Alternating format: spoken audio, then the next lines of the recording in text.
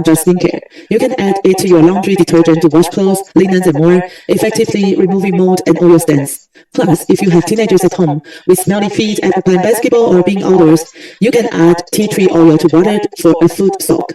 It quickly eliminates odors like these. Some people suggest placing such essential oil on cotton balls and placing them inside shoe cabinets, which works really well. Shoe cabinets often develop different odors naturally, so this method is really good. You can drip the oil onto cotton balls and put them in the four corners of your shoe cabinet. It provides excellent antibacterial and deodorizing abilities. I personally use this method and recommend it to others. In terms of its main benefit, apart from its antibacterial properties, tea tree oil is exceptionally potent in boosting immunity, especially for the respiratory system.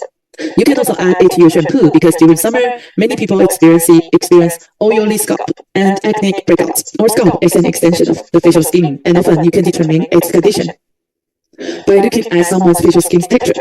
If a person's facial skin is sensitive and prone to conditions like rosacea and flakiness, their scalp is likely to be similar, making them prone to dandruff. Therefore, tea tree oil is highly effective for combating dandruff and scalp acne. The overall benefits of tea tree oil are extensive, with 7 major effects listed here. The middle one is on acne skin, and is famously effectively against propionibacteria acnes, a type of anaerobic bacteria that thrive in high temperature, humid, and airtight conditions. However, once it is exposed to air, it cannot continue to grow. This is why it is called anaerobic bacteria. Making the environment more breathable is detrimental to its survival. No one can deal with propionibacterian acne like tea tree oil does. As soon as it appears, the bacteria have to retreat. If you have severe acne, at least tea tree oil can reduce the severity of inflammation. As we've discussed, essential oils and aromatherapy are complementary therapies, and it's important to seek conventional medical treatment and assistance after all. Tea tree oil can at least suppress inflammation and prevent it from becoming more severe. Its efficacy in treating acne is unparalleled. Some people also add it to mouthwash to reduce gram-positive. Next, improving dandruff. As we mentioned, there's pityrosporum on the scalp that tea tree oil is effective against. It prevents excessive keratinization of the scalp, which is the condition that leads to dandruff plaque production. Then, when you are out and about and there is no soap to wash your hands, you can whip out a diluted tea tree spray or a dab of the essential oil to really reduce bacteria on your hands. Also, to speed up recovery from a cold. In terms of respiratory health, when you are already under the weather, it's important to see a doctor. However, if you're looking to ease those uncomfortable symptoms a bit quicker while taking medication, you can inhale tea tree oil. Viruses come in many forms, and for H1N1 and influenza A, this essential oil is particularly useful. There's evidence to support this claim, as studies have shown. Moving on to its anti-inflammatory properties, tea tree oil contains a powerful component called terpene 4-OL. Renowned for its soothing and itch-relieving effects. For acne-prone skin, often accompanied by sensitivities and redness, it effectively suppresses inflammation. Lastly, it serves as a natural antibiotic.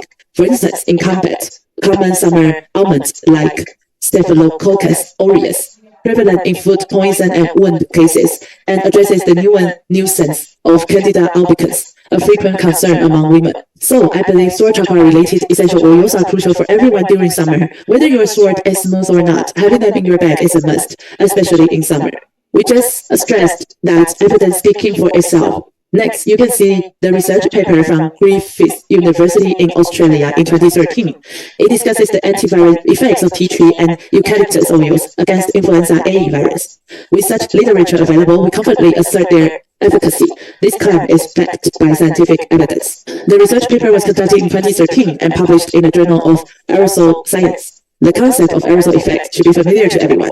It refers to how viruses like COVID-19 disperse in the air as tiny particles. Initially, many thought it was a hoax. How could something spread like dandelions in the wind? Later, it was proven true.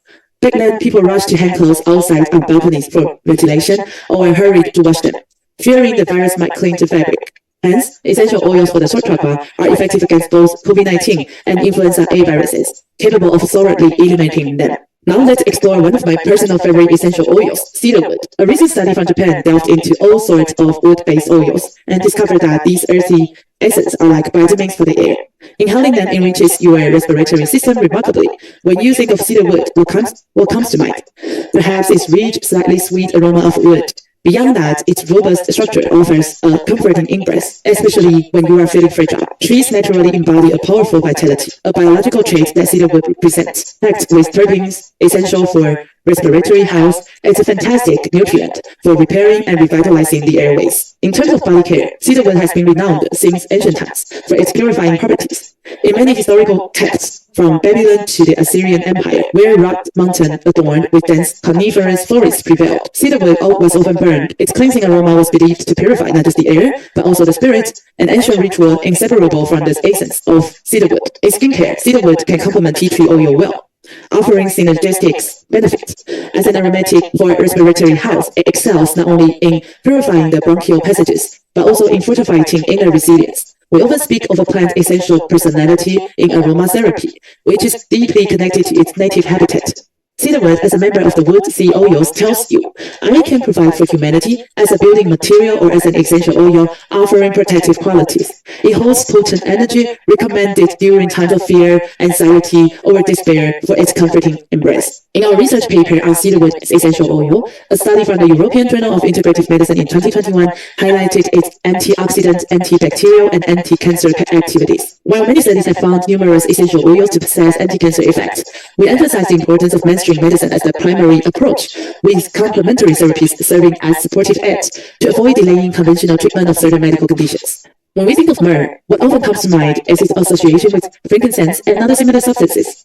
There's a familiar connection, yet it's hard to pinpoint the exact differences. Interestingly, ancient clay jar found in Tutankhamun contained many preservative spices, predominantly frankincense and myrrh, followed by benzoin, upon analysis. These findings underscore the historical recognition of their potent properties, particularly in natural preservation methods such as those used in mummification, stressing their significant antimicrobial and preservative effects.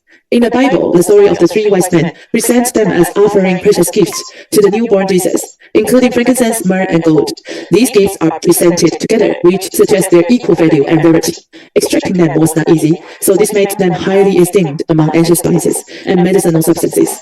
You can imagine their appearances throughout history, or even visualize them in present-day context, where they are still revered. Have you ever seen the Pope and others performing a purification ritual by swinging a censer? It generates smoke. It actually burns a mixture containing frankincense and myrrh. This ritual holds significant importance in the Catholic Church as a purification ceremony. I will soon show you a picture. If you look at its botanical form, when you cut through its bark, it releases a resin that's beneficial for healing both external and internal wounds. This resin is often used in salves or ointment. However, when using resinous essential oils like this for burning incense, it's important to be cautious because they are more viscous, and can potentially clog burners. Regular cleaning of the burner is necessary to avoid issues with it not burning properly.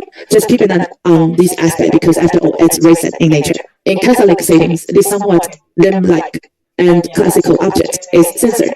The image is sourced from Wikipedia, where you can see frankincense and myrrh, revered since ancient times for their sacred fragrances. It's said that these are essential in some exorcism rituals, where the rising smoke from the incense symbolizes communication and lifts human praise and prayers gently upward.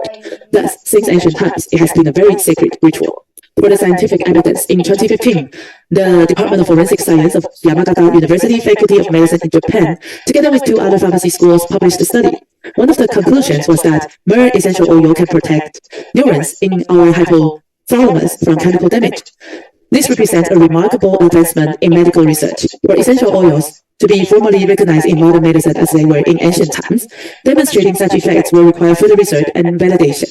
References to medical efficacy in papers can serve as valuable references, given current technological limitations. Comprehensive discoveries may still be forthcoming. I believe we will gradually recognize the potent ability of plants, honed over millions of years of evolution, surviving harsh conditions that remain largely undiscovered. The crystals corresponding to the throat chakra are typically blue in color. When people think of this, they might imagine scenarios from Hollywood movies like the Avengers series, where each color of the 6 infinity stones has specific effects. In the case of the blue stone, it is often associated with abilities related to energy and frequency. Much like plants and other natural elements, crystals are believed to have energies and frequencies that can assist in various ways, much like natural elements do. The throat chakra corresponds to various crystals, including lazurite, famously used by ancient Egyptians in pharaoh masks. Other stones include aquamarine, turquoise, blue needle clear quartz, and the currently popular and expensive blue topaz. Malachite is also utilized. These crystals can be paired with essential oils for application. Everyone must be curious about how to balance the energy of the throat chakra. Here are 5 tips for you. First, take essential oils that correspond to the throat chakra. Apply them around your throat and neck area, ensuring to cover both the front and back. Remember, the human body is 3-dimensional, not flat, so you need to take care of both sides. For instance, during my lecture, I felt a bit of discomfort in my throat. I applied a blend of Ravensara to the trachea, and now I feel much better when speaking. It truly has a powerful effect. Another thing is, if you enjoy going to KTV to sing karaoke, this is actually a great way to exercise your throat chakra. It's said to help improve your breath flow and can be a release for pent-up emotions. If you've been holding in a lot of tension and don't know how to let it out, singing can be a wonderful way to release that energy. There's also the practice of taking deep breaths in the forest, where you immerse yourself in nature and engage in forest breathing. One more tip involves yoga breathing techniques. In the course, Traveling with Aromatherapy, I taught how to perform these techniques when I learned from an Indian instructor during my yoga classes. It is about alternating inhalation and exhalation through the left and right nostrils, which helps strengthen your respiratory system. We're so accustomed to breathing through both nostrils simultaneously, especially when stressed, which often leads to shallow breathing.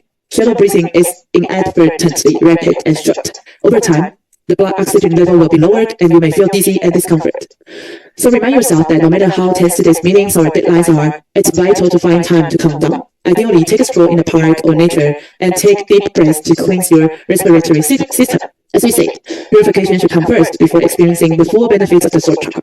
Moreover, crystals can be worn with shorter necklaces, not necessarily large ones, to enhance their effect when placed near the throat. They can complement the use of essential oils. Additionally, color therapy suggests wearing more shades of blue. If you've been experiencing difficulties expressing yourself or communicating effectively with family and friends recently, wearing light blue clothes can help. Remember, deep blue belongs to another chakra. For the throat chakra, opt for oceanic or aqua blues. These colors can notably aid in balancing the energy of the throat chakra. Next up, what everyone's curious about is how we can put all these learning to use in one-on-one consultation about aromatherapy and chakras. Let's go over the content first, and then we'll do a role play to show you how to talk to friends or clients about aromatherapy and chakras. Firstly, regarding the overview of the 7 chakras, it's important to understand their meanings, corresponding physiological and psychological aspects, their locations, and which chakras complement each other. I suggest you keep this table handy on your phone or iPad so that when you talk about it, you have a well-organized reference that can be quite helpful. Secondly, in case of chakra imbalances, you will want to know the physical ailments and physiological symptoms. Psychological symptoms that can occur when the chakra is blocked. Keeping this pie chart on your device as well can help you explain to others the effects of chakra blockages. Moving on case study, I believe many of us sometimes struggle with where to begin when it comes to promoting chakra awareness. The key is to practice regularly, and it's okay to practice with partners. Use each other's situations as scenarios and brainstorm how to approach our recommendations properly. My case study is like this. Imagine a modern, independent woman who works in a bustling urban environment. She enjoys nature, gardening, and aromatherapy in her leisure time. Recently, her workload suddenly increased, bringing a sense of being needed, but also overwhelming her. Balancing work and family has become a struggle. She's become emotionally tense and feeling pulled in multiple directions. She experiences symptoms of premenstrual syndrome on top of everything. If you were to assist her, how would you approach helping her through this challenging time? And she even tells you that she often gets respiratory infections when staying in hotels and often catches cold. Facing these issues with her throat chakra, how would you guide her? Perhaps there are underlying complementary chakras that also need adjustment, but it's not certain. Sometimes, beneath the symptoms of a single case, there are many aspects to explore.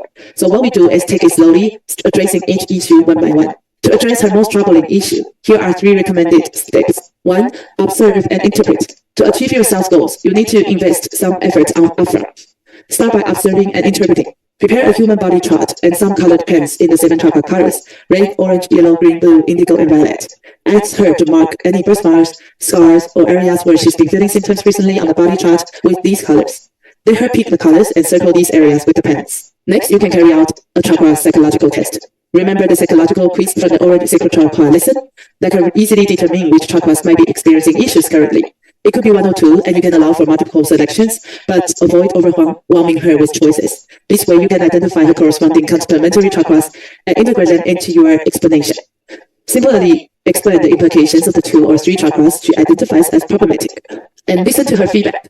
Remember, since this lesson focuses on the throat chakra, we've discussed her task, learning to listen and expressing true words. It's two-way, so listening attentively is crucial. Don't just keep talking without giving her a chance to respond. Pause at the right moment and hear what she has to say. Then exchange ideas and share practical tips or methods for daily life on how to incorporate aromatherapy into her routine. This is where you can really help her. Finally, don't forget to keep track of each client. Note down what you recommended and their conditions at that time, like the dates and months. After 2 weeks, follow up with a call to check how they're doing. If there are any issues or if there's anything more you can do together, if they've used up their products, suggest that restock, because integrating aromatherapy into daily life requires constancy, not just occasional use. So this is a 3-step guide for your reference. Instead of more words, let's check out a role-play video next. You can really dive into and see how you react if you were in it. Maybe your responses and what you say could be even better. Let's watch the video together.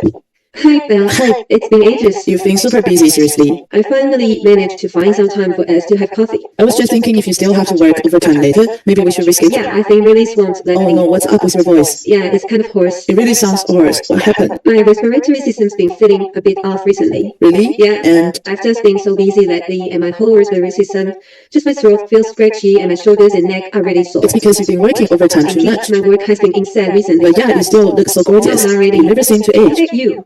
Why did you bring so much stuff today? Oh, you caught me. You always have so many tricks up your sleeve. Is there something interesting? I just thought, seeing how you've been busy lately, that we can't even meet up. You must be really, really tired. Seriously, my immune system has worsened. And on top of that, my period is starting. Oh God, it's the worst when everything goes wrong during that time and your whole body feels awful. Yeah, my entire abdomen feels so bloated and the pain even reaches my back. Right, lower back pain. It happens during Lower periods. back pain, my shoulders and neck are sore, and my throat is uncomfortable too. Honestly, so you know what? Today Look, just because I wanted to see you, Belle, I made the effort to come. such a sweet talker. Alright, come on, have you ordered coffee yet? Yes, I just ordered it. Okay, I found this personality test recently. That's pretty fun. What's this? It looks so pretty. It's really beautiful. I thought that since you're so busy right now, seeing this will make you want to fly there I really immediately. want to go. Okay, so here's a psychological test. You can take a look while I explain. You went on a vacation today and arrived at your dream resort. A resort has everything, right? It's got lots of attractions and amenities, and you want to try everything at once, but that's impossible, right? So what would be the first place you would want to go? There are several options. A luxury spa, the top-tier kind inside a grand hotel. Next, B is an all-you-can-watch cinema. If you've been too busy to watch movies, they've got everything here so you can catch up. And there's C, a VIP bar where you can have a drink, relax, and maybe chat with someone. You can enjoy cocktails and talk about whatever's on your mind. The fourth one is D, a high-end hot spring. These two are kind of similar, right? But this one is focused on soaking in baths, while the other is more about massage. Someone massages you. B, This one has waterfall. like soaking in a hospital. Yeah, they kind. And then E, a garden where you can take artsy photos. There are lots of iconic spots for checking in and taking photos. And later you can tell people, aren't you jealous? Guess where I am? Then there's F, where you can go camping with friends at a secret spot. Only you guys know about it, no light pollutions, and you can see a sky full of stars. The last one, G, is more classic American style. They love sitting by the pool with a few friends, putting out some chairs, having snacks and drinks. It's super relaxing. Everyone's chatting by the pool and drinking beer, maybe singing to really laid back. They all sound fun. But which one would you want to go first? Can I choose all of them? All of I them? feel like I want all of them. The point of the question is that everything looks amazing and you want to try it all. But which one would you like to go first? Right, since you've got so many days, you can take your time and try everything. So which one is the first? First thing first, I'll go take a photo. Oh, nice choice. We all post it on Instagram. Yeah, gotta let everyone know where I'm at first. Oh, you want them to guess where you are? Exactly. I'll just tell everyone that I'm going on Wow. vacation. Then I'll enjoy everything one by one. I'm telling you, that's going to get so many likes. So you're picking the artsy garden for photos. Yeah. Alright, let's see what it means. Hey, it's this one. It corresponds to the solar plexus. It's like, you know, the rainbow has 7 colors? Yes? The solar plexus, associated with the third chakra, correspond to the colored yellow in the rainbow spectrum, located just above the navel, between the stomach and belly button. This area is connected to key digestive organs such as the liver, gallbladder, intestines, and abdomen. For women, reproductive organs like the uterus and ovaries lie just below. In the region of the sacral chakra, since these areas are physically close, they can easily influence each other. This test really tells. You see, with my period here, my stomach's been really uncomfortable. It's clear this is what's been bothering you the most. Don't you think it's pretty accurate? It's spot on. Could you make a note of it for me? Because, you know... Oh, and with my period, I've also had diarrhea. Oh, you've had diarrhea too? It's common for women to have diarrhea when their period comes. So it's quite accurate. It can really tell. Could you mark on this body diagram where you've been feeling discomfort lately? And So after you finish drawing, I'll snap a picture and save it on my phone. That way, next time I can check whether things have improved or not. You can use any color you want. Just mark the area, maybe circle it. How you want to doodle it is fine. Just remember, besides filling it in, also draw a little line and write down what's going on in that spot. Otherwise, if it's just filling, I won't know what exactly the issue is. but I feel like I often have discomfort here and there, so many places hurt. It's okay, just focus on what's bothering you the most right now. The most bothersome areas. Yeah, you say the whole body hurts, but we'll take it step by step, one thing at a time. Let's stick to the 3 areas or fewer for now. Okay, 2 or 3 spots are fine. Here are some colored pens. Pick whichever colors you want. okay, my sword hasn't been feeling great, Oh, so I'll mark my sword. now choose another color. The second one, and my stomach has been feeling bloated and I've had some diarrhea. Yeah, you also mentioned lower back pain. Right, You know, our body is 3-dimensional, so it's unlikely that if the front hurts, the back isn't affected. It'd be weird otherwise. So, since it's a 3D as a whole, it's only natural that one part affects another. Let's take a look then. So, with your stomach discomfort, it matches up with the location of the solar plexus from the test earlier. It's pretty accurate. what does that mean? This corresponds to the area from your stomach to just above the navel, roughly around this region. You clearly have stomach discomfort, right? You mentioned your period and diarrhea, and your sword feels hoarse, right? This is the sword chakra, and they can affect each other. Oh, the sword and stomach affect each other? Well, within the chakra system, each chakra has a color. The sword chakra is sky blue, like a clear day. The stomach chakra, the solar plexus, is represented by orange. Yeah, so in terms of the color theory, these are complementary colors, Oh, and they are connected by glands and conditions they related to. okay, We tested some younger kids, and we found that according to chakra theory, if you had trouble expressing yourself as a child, you will often swallow your words. This leads to repressed emotion, which is why people say swallowing your pen. That's what it means. When adults say don't talk, children shouldn't interrupt. no wonder. The energy usually gets repressed in this area, which can pose an impact on their ability to express themselves later in life. So they are interconnected. I see. It looks like your situation is similar. I've probably been bottling up a lot of emotions in my stomach, things I couldn't say, like when my mom used to scold me. You know how the older generation is. They tend to raise kids in a more repressive way. You are true, like kids shouldn't talk too much. Yeah, with that strict, authoritative style. When adults are talking, kids shouldn't interrupt. These 5 essential oils are for the throat chakra, and these 3 are for the solar plexus chakra. You can start using them in your daily life. That's a lot of bottles though. Did I need to use all of them at once? Not too many, don't worry. We've got 29 in total, so just take your time with them. I've put some into smaller bottles for you today. Go ahead and give them a sniff. Do you like them all? I feel like I like most of them. These 2 are just a little less appealing, but I like most of them. Oh, these 2. One is eucalyptus, and the other is myrrh. The scent is a bit stronger. Yeah, I haven't smelled it before. Alright, I remember you usually prefer floral or fruity notes. Yes, that's more my style.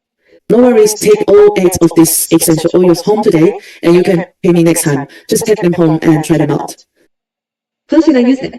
Since you're usually busy and don't have time for deep massages, you can use a diffuser. Just let the mist fill the room for about half an hour, then turn it off to let it rest. Okay, Aside from diffusing, you can also use the grapeseed oil along with clarisage. It's really great for women's health, especially for balancing hormones. okay, I'll write down the formula of the blend for you. Alright. It's really simple. Just start with a single essential oil. Some people like the scent of clarisage, some don't. If you think the scent is a bit too herbal, you can add some geranium to balance it out. Once the scent fades, you can take a bath like a whole body soak. Go to the supermarket, buy a small bottle of fresh milk, and blend it with the essential oils. Just don't drop the oils directly into the water. Do you know why? Right. Because oil doesn't dissolve in water. You know, pork bowl soup? The oil feels Exactly. hot. And those rings of oil can actually burn your skin, which isn't good. Okay, So we okay. use milk as a carrier. Can also whiten your skin and perfectly blend the essential oil. That sounds like This way, the essential oils can be absorbed through your skin's pores, helping you recover quickly so you won't feel so bad next time. Damn it. Does that sound good? Okay, okay. If your sword hurts, you can also mix the essential oil with our plant oil and apply it to the corresponding area. Your sword hurts, Yeah. but just like skincare, you wouldn't only apply cream to one small part of your neck. You cover the whole area. The whole area? Right, your shoulders, neck, and thyroid area are all connected, so apply it all over. Don't forget the back too. I see. Because our body is 3-dimensional, you can't just Yes, treat okay. one side. Does that make sense? Take everything home and follow what I just said. Let's start with your sword. Try massaging or using a diffuser or even putting an essential oil clip on a handkerchief or a mask. Then you can do the massage, the part where you're feeling discomfort. After your period is finished, you can take a half body bath. Remember to buy some Okay, milk. no problem. Sounds good? Yes, great. I've done Okay. so much today. Where's our coffee? Oh, right. Would like you to go. Thanks. All right. Let's recap what we've learned today about the throat chakra. We covered its location, the colors it corresponds to, its elemental association, and what it symbolizes. We also explored the power of words. Moving forward, looking at complementary colors helps us uncover issues often linked back to childhood and our family dynamics. How we are today often reflects accumulations from our early years because we grew up unknowingly. If issues from that time aren't resolved, they don't just disappear.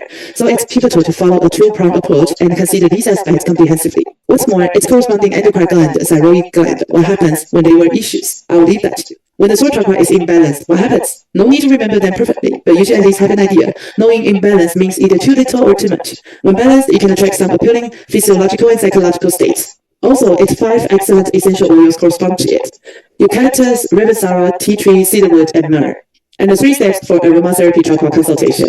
Last but not least, don't forget to encourage yourself daily with the positive energy of these 7 colors. Maintain a positive mindset in each chakra's color. Today's lesson on the throat chakra concludes here. Stay tuned for our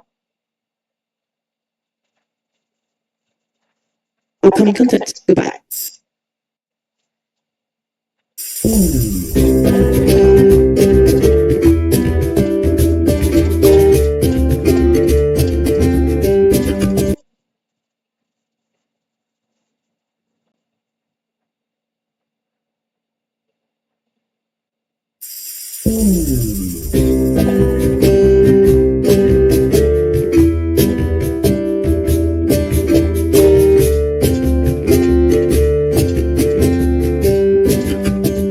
Hello everyone, I'm Belle. I'm very happy to share with you again the aroma energy of the 7 chakras. Today's lesson will focus on the solar plexus chakra. When you see this bright yellow cover, you can almost smell the scent of yellow frangipani, creating a vacation-like atmosphere.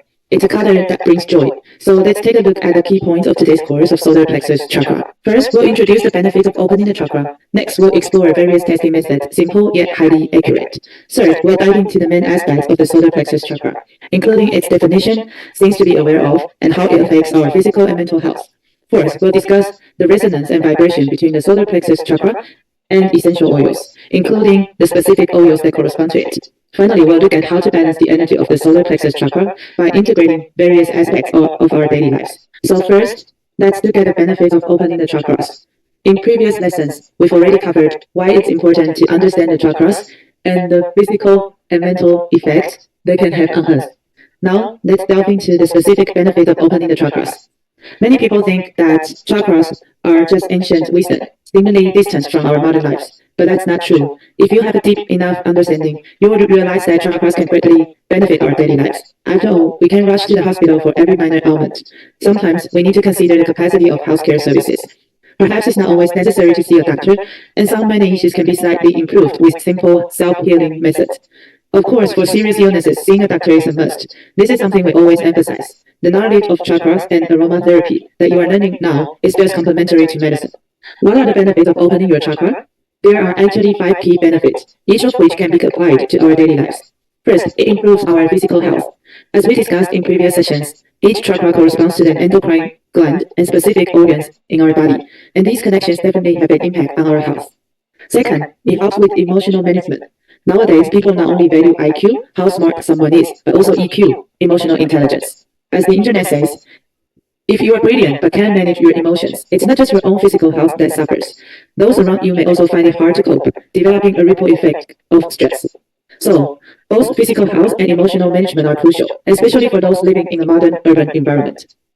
Third, opening your chakras deepens self-understanding. Sometimes we may not even realize we have underlying issues, like lingering effects from childhood repression or the influence of our family environment, which manifest in our body and mind. We've all grown up and can't turn back time, and even if we could, it's unlikely we could change much. But while we can't alter the people and circumstances around us, the one thing we can change is ourselves. So it's crucial to take care of ourselves, to reflect, heal, and grow. By doing this, not only do we take better care of ourselves, but we also avoid burdening those around us. Fourth, opening your chakras elevates your spiritual awareness. This is incredibly important because many people feel torn between the material and spiritual aspect of life. In fact, the more abundant your material wealth, the more likely your spirit may feel impoverished. For instance, in many of the world's most developed cities, the suicide rates are surprisingly high. Despite their advanced, convenient, and prosperous environments, offering every material comfort, many people are still not happy. Once material needs are met, people often find themselves grappling with spiritual emptiness. In today's world, there's a lot of talk about living your own life and finding happiness, but many don't know how to achieve that, which is why psychiatric clinics are often full, and conditions like bipolar disorder, depression, and anxiety are so prevalent. Therefore, it's crucial to deepen our self-understanding and raise our spiritual consciousness. This spiritual elevation directly influences our happiness, and while it's not entirely dependent on material wealth, material comfort does lay the foundation. So it's not about dismissing the importance of material things, but rather about looking for a balance where both aspects can coexist harmoniously. Fifth, opening your chakras enhances your relationships, not just externally, but within your family, which is your first social circle. Every family has its own challenges, and not everyone lives in a fairy tale world. How you relate to your family is crucial, and it sets the tone for other relationships. Enhancing relationships covers a wide range of interactions. We can't live in isolation. Whether you're introverted or extroverted, you will interact with people daily. Even if you live alone, simple tasks like shopping require some social contact. Improving your relationships is a key aspect of life. By opening your chakras, you gain these 5 powerful benefits. Mastering these can help you feel more in control, less overwhelmed by daily demands, and ultimately more content. Now, let's see if you truly understand your physical and mental health. After the pandemic years, I'm sure the memory of those challenging times still lingers. Even now, in the post-pandemic era, the economy hasn't fully recovered, showing just how deeply the crisis affected both society and our health. However, every cloud has a silver lining. The pandemic made the world recognize the importance of mental and physical well-being. This has created significant opportunities in the essential oils industry, as people have realized that they cannot take everything for granted. You may not be able to see the same person tomorrow. It's become clear that taking care of our health is now more critical than ever. While we can monitor our physical health through regular checkups, how do we assess our mental health? Must we always rely on a psychologist to gauge our mental state? Actually, by understanding our chakras, we can identify areas that need adjustment on our own. If self-adjustment does not go well, we seek professional help. This approach is likely to be more efficient and empowering. How exactly do emotions impact our physical health? Some stories may seem ridiculous to us, where the heroine suffers from depression to the point of serious illness or even life-threatening conditions as exaggerated. It seemed unbelievable that emotional distress could cause such severe issues. However, later on we learned that it's actually true. According to research from Harvard University, 80% of illnesses are triggered by emotional factors. This highlights just how deeply emotions can affect our physical well-being. Let's take a moment to check in on everyone's mental and physical well-being. How are you feeling lately? Would you like to do a quick test? Today's test is a completely different kind of game. On this slide, you will see 7 different designs. There's no specific order to them, so relax and choose the one that resonates with you the most. Imagine if it were a pattern on your carpet or tablecloth. What would you prefer? Select the patterns based on your intuition, as each of the 7 options represents different aspects. Think about which one aligns best with your aesthetics. Have you made your choice? Great. Let's move on and reveal the answers. We'll unveil them in a random order, so you won't know if your selection fits a particular formula. Okay, let's reveal the result. If you choose F, it indicates that you should pay attention to the state of your sacral chakra. How so? When a person experiences trauma during childhood, particularly in interpersonal interactions or emotional connections, it can lead to an imbalance in the sacral chakra. This, in turn, affects the throat chakra. As mentioned in the throat chakra section, don't assume that growing up means everything is fine. Unresolved issues from childhood can carry over into adulthood, manifesting as challenges in your life. You may find that your interpersonal and romantic relationships are significantly impacted. Often, your biggest struggles will arise from these areas. You might experience 2 extremes, either excessively pleasing others or becoming overly closed off and rejecting. Take a moment to reflect. Do you identify with any of these tendencies I just mentioned? Next, if you chose E, which represents the heart chakra, it suggests that your heart chakra may be out of balance lately. You might be experiencing a victim mentality, feeling that the world has wronged you and that no one truly understands you. You develop a sense of disconnection in your relationships, which makes you believe that all emotions are insincere and unreliable. You might feel a general sense of detachment from your humanity because you fear getting hurt. So there are a lot of doubt and mistrust towards the people and situations around you. This is likely linked to experiences from your childhood. Whether in expanding interpersonal relationships, collaborating in business, or navigating romantic partnerships, your heart chakra state can significantly impact these areas. The heart chakra embodies the lessons of loving yourself and loving others. If you picked D, which signifies the throat chakra, It's crucial to focus on how you express your true feelings. Even if you've opened your heart and nurtured your heart chakra, ready to trust others, there may still be a hurdle. You might struggle to find the words to convey what's in your heart, like having love bottled up inside but unable to let it out. As a result, while you may navigate situations just fine, you might not experience genuine relaxation or true happiness. This will become a regret. So, enhancing your ability to express yourself is an essential area for growth. Option C is associated with the third eye chakra. It is suggesting that you should restore its balance. When this chakra is misaligned, your energy is easily drained and you are wasting valuable time on insignificant people and matters. You might obsess over trivial remarks, replaying them in your mind, questioning your actions and pondering their meanings. Keep in mind that your time is a precious asset, so don't waste it on what doesn't deserve your attention. This habit can hinder your mental clarity and insight, making you overly fixated on crises and fears, while obscuring your ability to see the broader picture and the opportunities around you. Break free from this limiting mindset. If you went for B, which relates to the solar plexus chakra, it's important to pay attention to its state. An imbalanced solar plexus can bring forth feelings of low self-confidence. However, when these feelings come too much, they can create an impression of arrogance, making it difficult for others to communicate with you. So you are likely to swing between extremes, feeling either a lack of self-worth or an overwhelming need to showcase your worth. You feel compelled to prove how amazing you are and want everyone to recognize your accomplishments. This kind of fluctuating mindset demonstrates an imbalance. Therefore, focusing on harmonizing your solar plexus chakra is essential. If you opted for G, you can care more about your root chakra. You come across as a hardworking and ambitious individual, often praised by others for your efforts. But over time, you might feel a dwindling of the initial passion that once fueled your drive, and that causes fatigue. Recently, there has been a tendency of taking a step back. You lose interest in things that excited you. This can affect your self-perception, making you question your value, wondering if your absence would even be felt by the team. You might be struggling with feelings of discouragement and low spirits. Additionally, there will be concerns about financial security. You find yourself anxious about whether your income will suffice for your family's needs and worried about unexpected expenses. This kind of thinking may overwhelm you lately. If you selected A, the symbol represents the crown chakra. Many don't fully understand what the crown chakra signifies, but you can find more about it in the upcoming lesson. Choosing this means that you feel somewhat detached from the earthly realm, as if you don't truly belong to this planet. It can create a sense of isolation, akin to being a gateway on a deserted island. When the crown chakra is out of balance, you feel like you're a duckweed or orchid without roots. You're floating, feeling empty, and a lack of grounding. If you find yourself in a comfortable financial situation, there might still be a persistent feeling of loneliness and disconnections. In moments of solitude, especially during the quiet hours of the night, you sense a deeper chill within, feeling emotionally colder than the air around you. Reflect on whether you have been experiencing this deep sense of emptiness lately. After completing the test, I believe everyone now understands which chakra needs your attention and improvement.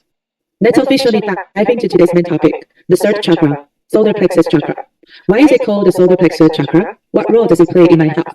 The solar plexus chakra is located in the area just above the navel and below the chest, right in the middle where the stomach is situated. But remember, the human body is a 3D structure, not just a flat surface. This means it affects more than just the stomach. Consider all the organs present in that area. There's a whole digestive system at work. Psychologically, the solar plexus chakra is where you express your self-worth and showcase your individuality. It's about letting your true personality shine. In this chart of the 7 chakras, you can clearly see that the solar plexus chakra corresponds to the yellow color, and which chakra complements it? That's right, it's the crown chakra, which is purple. The solar plexus chakra is key to expressing self-worth and true confidence. We mentioned earlier that it is located above the navel in the area of the stomach. Besides the yellow color, its life element in the context of Indian chakras is fire, representing self-awareness and willpower. In Ayurveda, they pay close attention to foods and drinks associated with the fire element and their corresponding colors. So besides using essential oils, incorporating food of this color into your diet can also be a way to enhance this chakra. As we mentioned, the solar plexus chakra is not only associated with the stomach, but also with the spleen, liver, pancreas, and our nervous system. The life lesson it teaches is to follow your inner voice. Many people are unsure of what they truly want and often go with the flow, doing what their parents or others expect of them, living up to others' expectations rather than their own. Therefore, if you want to strengthen your mind with positive affirmations, you can consider this. The greatest happiness in life is to live authentically as the person you want to be, becoming who you truly wish to become. It sounds simple, but it's actually quite difficult, as we often carry the weight of others' expectations from the moment we were born. Next, we can see a joyful thing.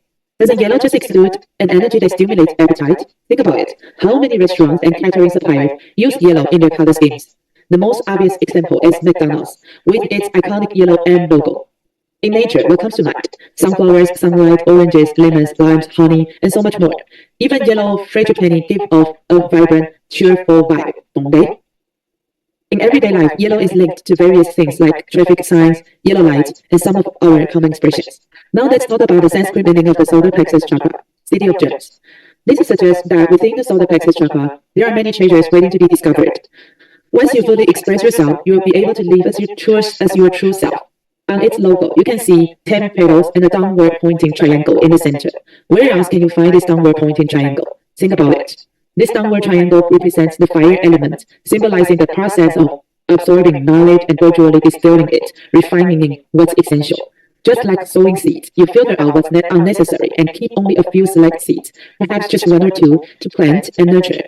The fire element and the downward pointing triangle also symbolize the transformation of substances into an active driving force, one that's proactive, not passive. The fire element is vibrant and dynamic, turning potential into momentum. Now, what do the 10 petals of the solar plexus chakra represent?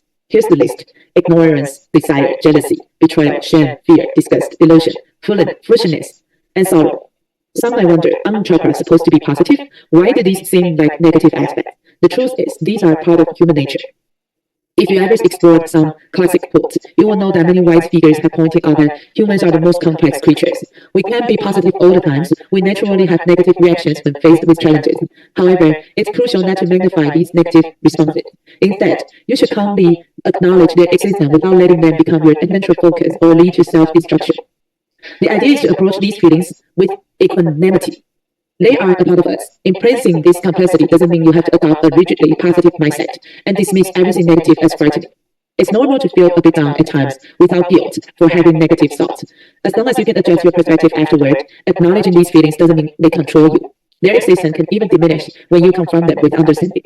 I hope everyone understands what I mean. Its existence should be viewed calmly. It's there, but you don't have to engage with it, so it becomes an unnecessary part that doesn't need to be brought into play. The solar plexus chakra is deeply connected to fire energy. In Ayurveda, digestion is seen as a form of fire element because it displays the cycle of life.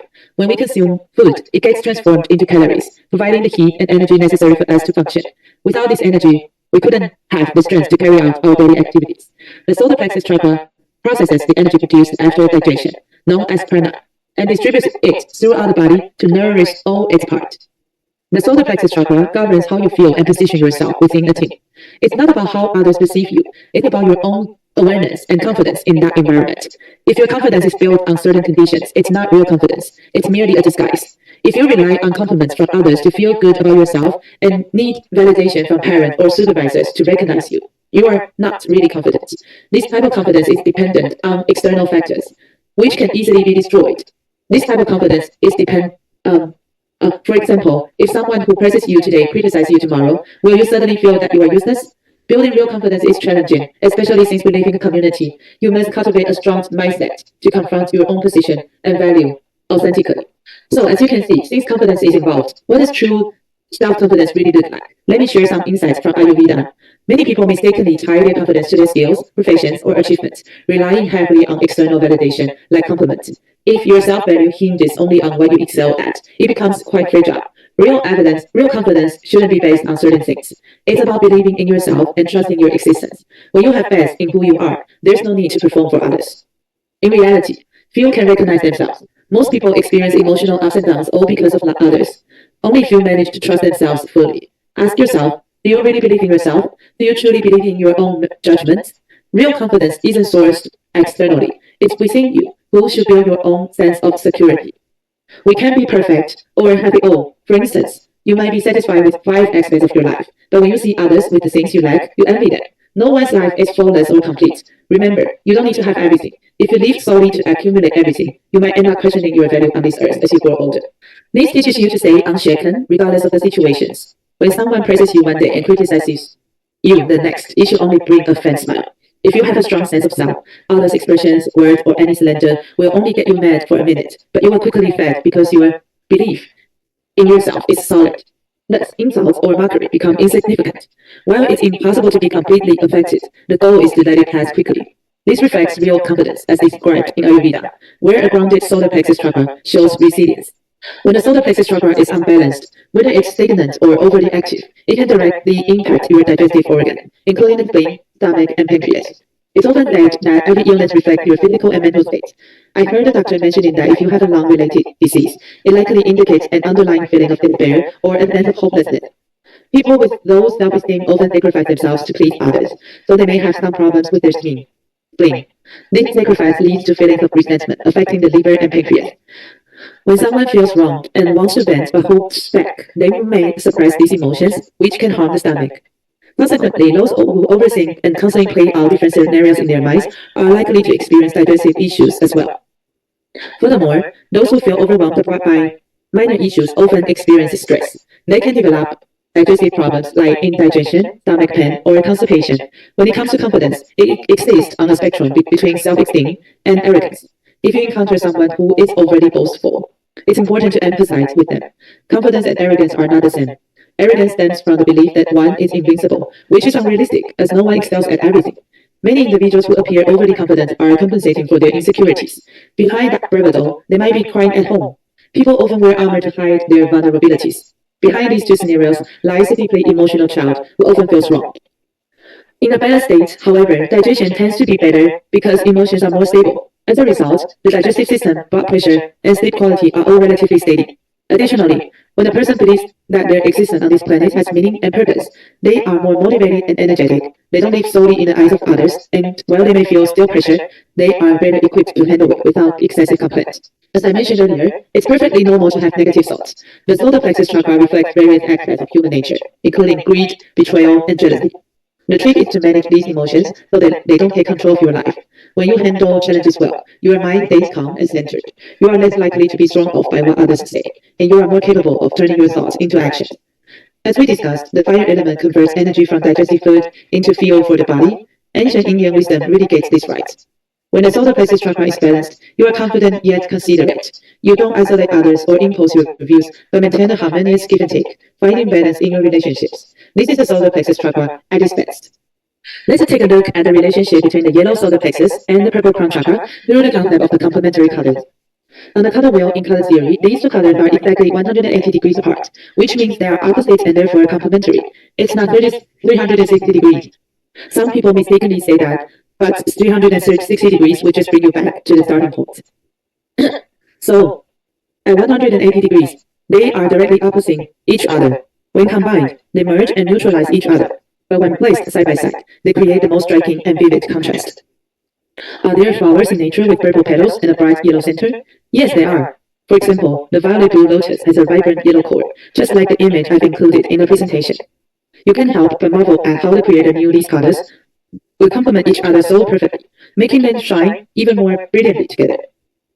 As we've touched upon, the solar plexus chakra, your third chakra, challenges you to cultivate genuine self-confidence, a rare achievement for many. Meanwhile, the seventh crown chakra focuses on the awakening of wisdom gained through life's experiences. This wisdom reveals that life is like a script. You are playing the specific role. While it's essential to give your best, it's quite equally important not to burn out over it. The relationship between these chakras teaches us not to cling to the past or future, but to stay present in the moment. This is the core wisdom Ayurveda offers. The solar plexus chakra is linked to the pancreas. A major concern today, as pancreatic cancer is now the leading cause of cancer deaths. Beyond genetics and lifestyle, the pancreas is central to our well-being, and many, including prominent figures like Steve Jobs, who passed away from pancreatic cancer, face issues here. If you've read his biography, you will know what I mean. Where is the pancreas located? It's in the upper abdomen, behind the stomach and liver. Often during CT scans, unless specifically targeted, it can be obscured by other organs, so sometimes too late to find out issues with it. The pancreas is a crucial organ responsible for secreting digestive enzymes and regulating blood sugar through insulin. When blood sugar is too high, the pancreas releases insulin to control it. Excess insulin can trigger cravings for sugar and calories, but the body has mechanisms to maintain balance. Though small, the pancreas plays a vital role. Its enzymes enter the duodenum to aid digestion, and it also secretes hormones like glucagon and to regulate blood sugar. Insufficient insulin production can result in type 2 diabetes. Pancreatic issues can may cause indigestion, ulcers, constipation, diabetes, and blood sugar disorders. The fourth part will cover how to use essential oils and aromatherapy to control and balance the solar plexus chakra.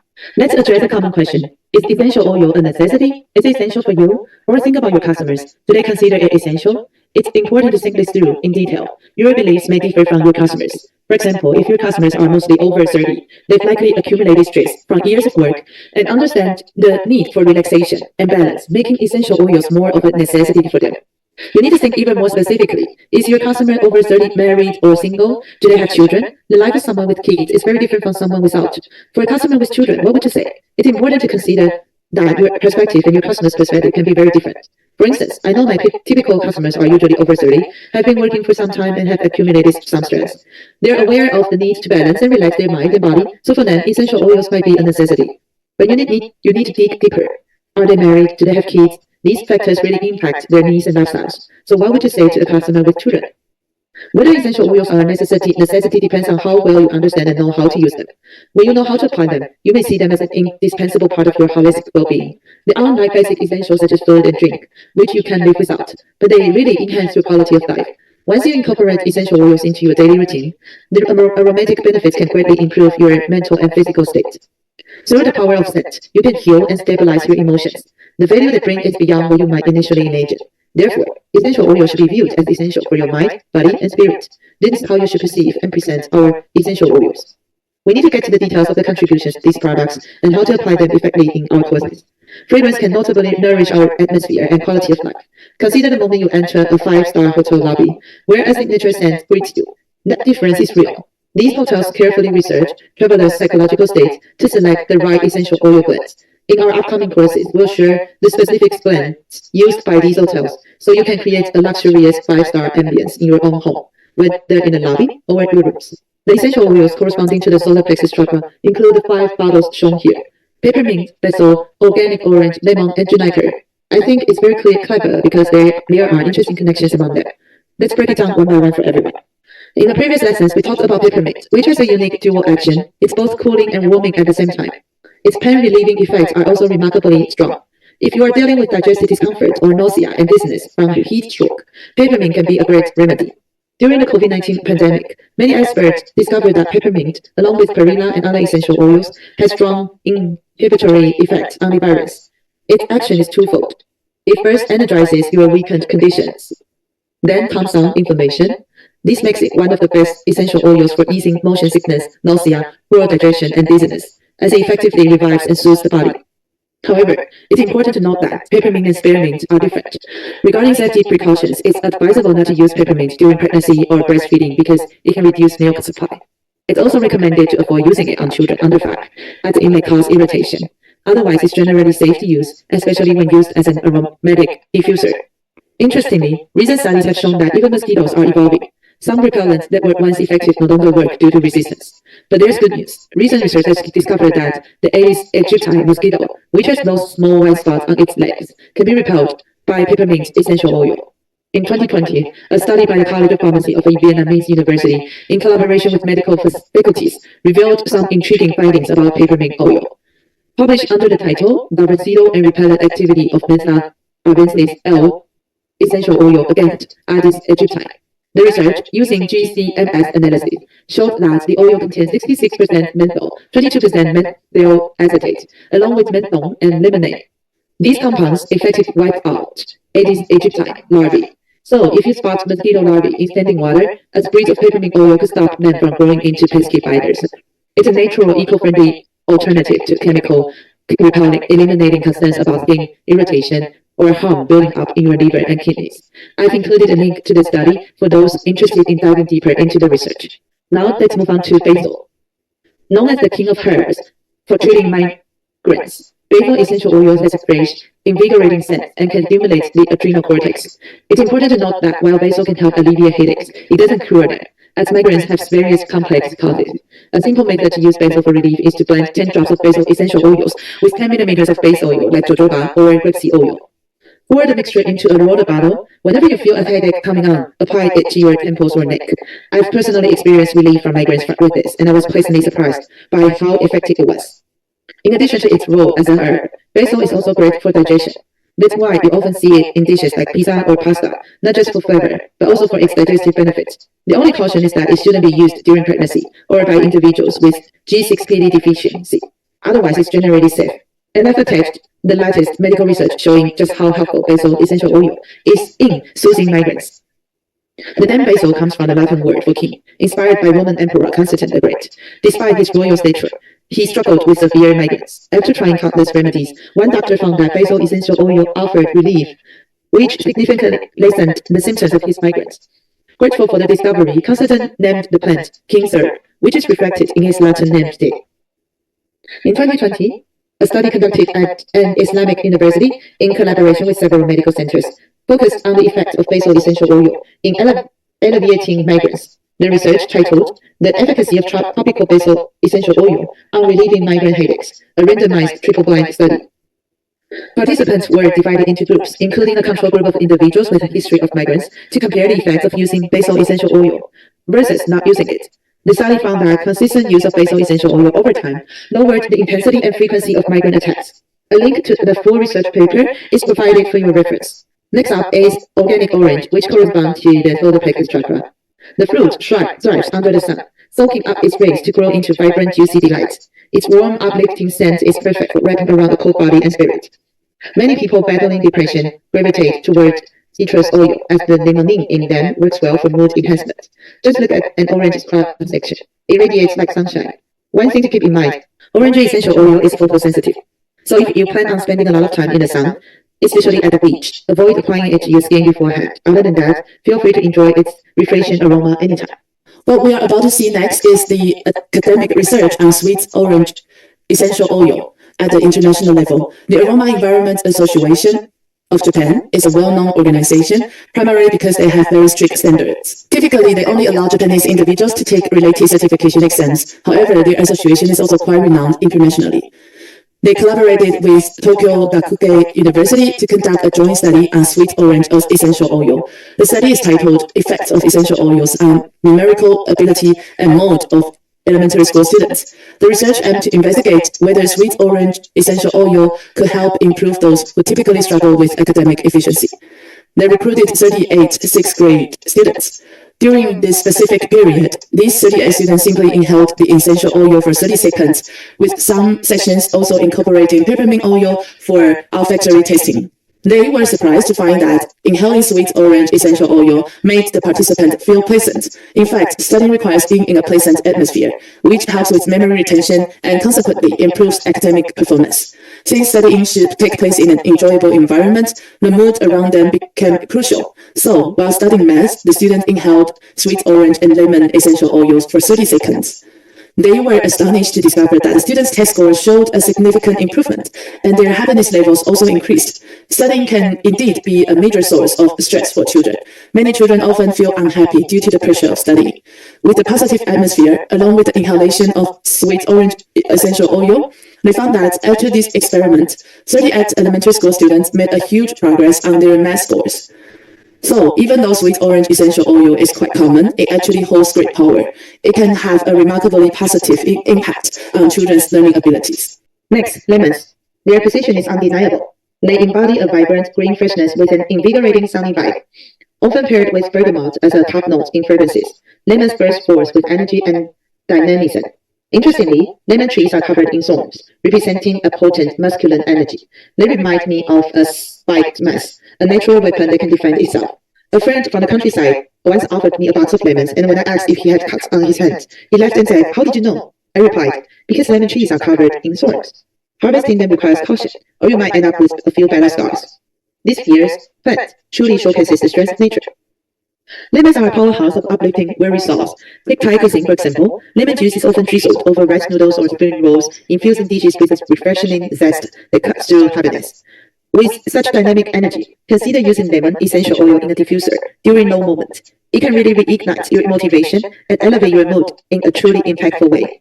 In 2013, a study published in the Journal of Functional Foods investigated how lemon essential oil affects dopamine secretion and can help alleviate depression. Researchers treated mice with lemon oil, observing its impact on adrenaline, dopamine, and serotonin levels. The results revealed a great antidepressant effect. Even animals can experience depression, not to mention human beings. The study suggests that lemon essential oil's influence on dopamine is crucial for its mood-boosting benefit. For more details, feel free to check out the original paper. Next is organic juniper, a key player in rituals that symbolize the victory of good over evil. This essential oil is renowned for its ability to purify negative energies from both the mind and surroundings. In fact, in former Yugoslavia, juniper was thought spiritual medicine for its remarkable effects. While the whole plant can be used, the oil derived from its berries is particularly treasured for its sweet and refreshing scent, making it the most potent and priciest option. This high quality reflects its strength, as the berries encapsulate the essence of the entire plant. Juniper oil excels at detoxifying the body, helps to flush out excess fluids, and supports your natural metabolic processes.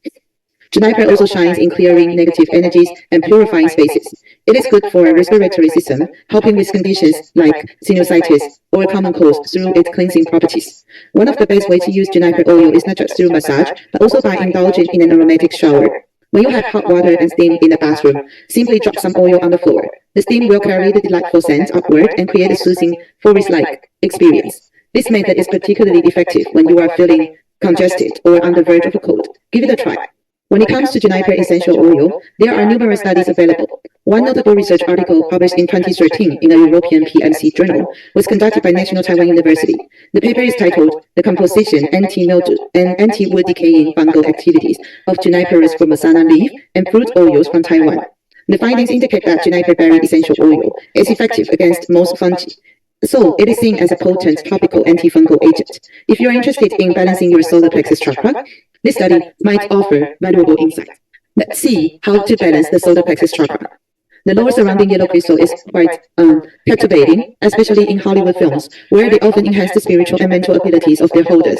There's a dramatic twist suggesting that these crystals might allow one to perceive the thoughts of other beings or even delve into dreams. For those interested in corresponding crystals, options include protective stones like citrine and rutilated quartz, known for their powerful energy. Also, pyrite is magnificent in magnetic field, as everyone may know. Additionally, yellow tourmaline and tiger's eye are also popular choices. However, it's essential to know that these crystals are powerful. Individuals with weaker energy might find their effects overwhelming, so approach them with caution and choose wisely.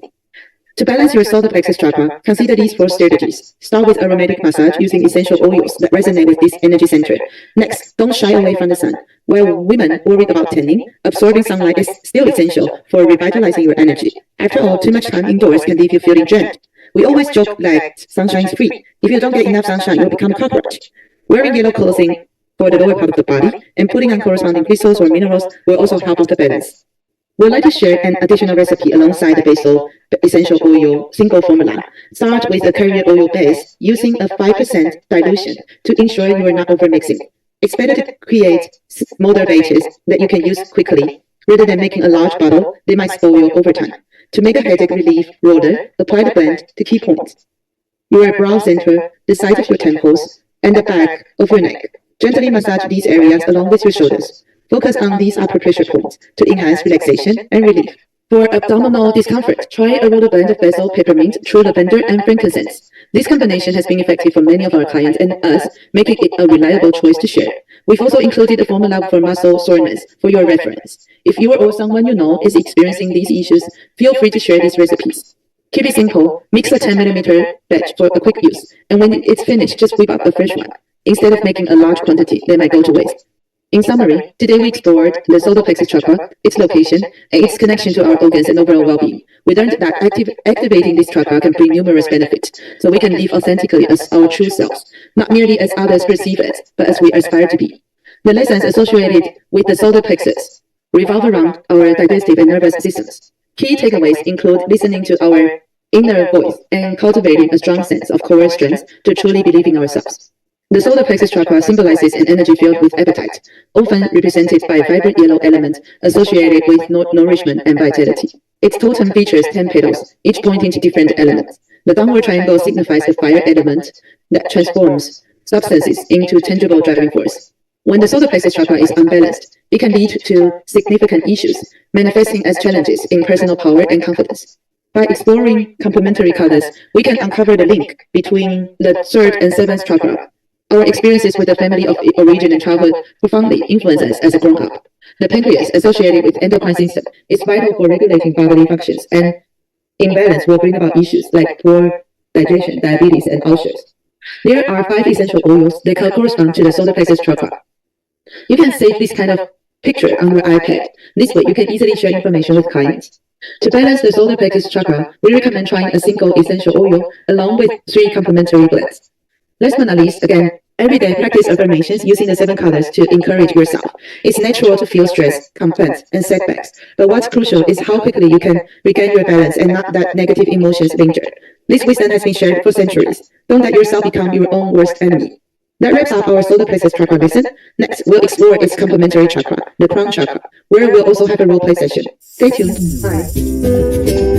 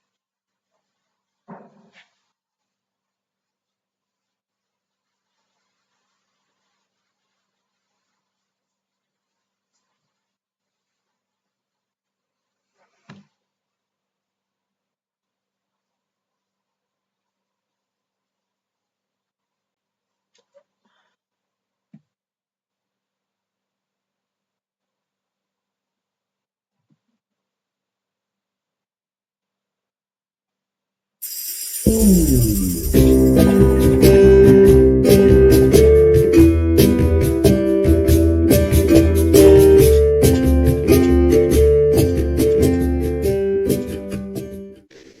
everyone, it's Belle again. Today we're going to talk about the crown chakra. We're almost at the end of our journey through the 7 chakras, with just the third eye chakra and a consultation on how to integrate all the chakras left. We'll also go over the types of customers and wrap things up with a fun, interactive way to summarize everything. Now let's dive into today's topic, the crown chakra. People often associate it with spiritual leaders or think it's too abstract or distant from their lives. But once I explain the key points, you will see that the crown chakra is something everyone can benefit from developing it. Let's first go over the key points for today's session. First, we will focus on healing yourself. Second, we'll use different activities to track your current mental and physical state. Third, we'll go deep into the crown chakra, its meaning, the endocrine gland it corresponds to, and important aspects to keep in mind. We'll also talk about how the crown chakra connects with aromatherapy and its practical applications. Finally, we'll conclude with a one-on-one aromatherapy chakra consultation with a special focus on role-playing for demonstration purposes. Let's start with the first point. I'm curious to hear your thoughts and reflections now that we've covered several chakras. There are actually many different schools of thoughts and theories about chakras out there, and you might have noticed that the information isn't always consistent. While many ideas align, there are some unique interpretations of certain chakras. We'll do a final recap and clarify everything in the last session. Today, though, we'll focus on the crown chakra. When it comes to healing yourself, as we've mentioned in previous sessions, your one life task is to take care of yourself, both physically and mentally. No matter what, it's essential to prioritize your own well-being. Why do we say that self-healing is a lifelong journey? According to a study from Harvard University, which was also covered in recent news, 80 to 90% of diseases are caused by emotions. This research, excluding genetic factors, shows that modern chronic illnesses are largely driven by emotions. Negative emotions can trigger reactions in the brain, leading to symptoms like increased heart rate, digestive issues, headaches, and even chronic conditions such as high blood pressure, high cholesterol, and high blood sugar. It's not just about diet. Emotions play a huge role. That's why you might notice that people with short tempers often have high blood pressure. The body is like a journal, storing all our memories and experiences. Whether good or bad, happy or sad, the body records everything. Often, it signals these memories through illness or discomfort as a reminder. So, if one day you find yourself diagnosed with something like high blood pressure or high cholesterol, of course you should seek medical attention. But at the same time, you need to reflect on your life, whether it's your lifestyle, diet, or emotional health that needs adjustment. When the mind falls ill, it often manifests through physical discomforts and pain.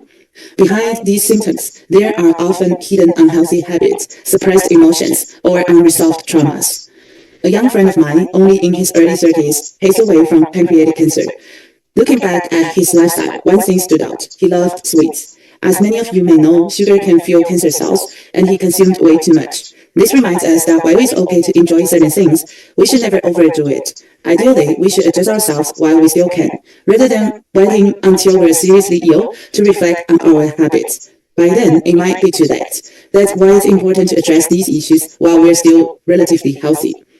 Ayurvedic wisdom, as shared in its ancient text, also tells us that nothing in your garden grows by accident. This means that some illnesses are, in a way, self-invited. That's why it's often said that a person's greatest enemy in life is themselves, not others. The 7 chakras help us understand and heal ourselves because, as we've discussed in previous lessons, each of the 7 chakras corresponds to the specific organs and glands. When one chakra is out of balance, it inevitably affects the organs and tissues connected to it, as well as those nearby. Since each chakra is part of our overall system, it's unlikely for just one area to experience issues, while the rest of the body remains unaffected.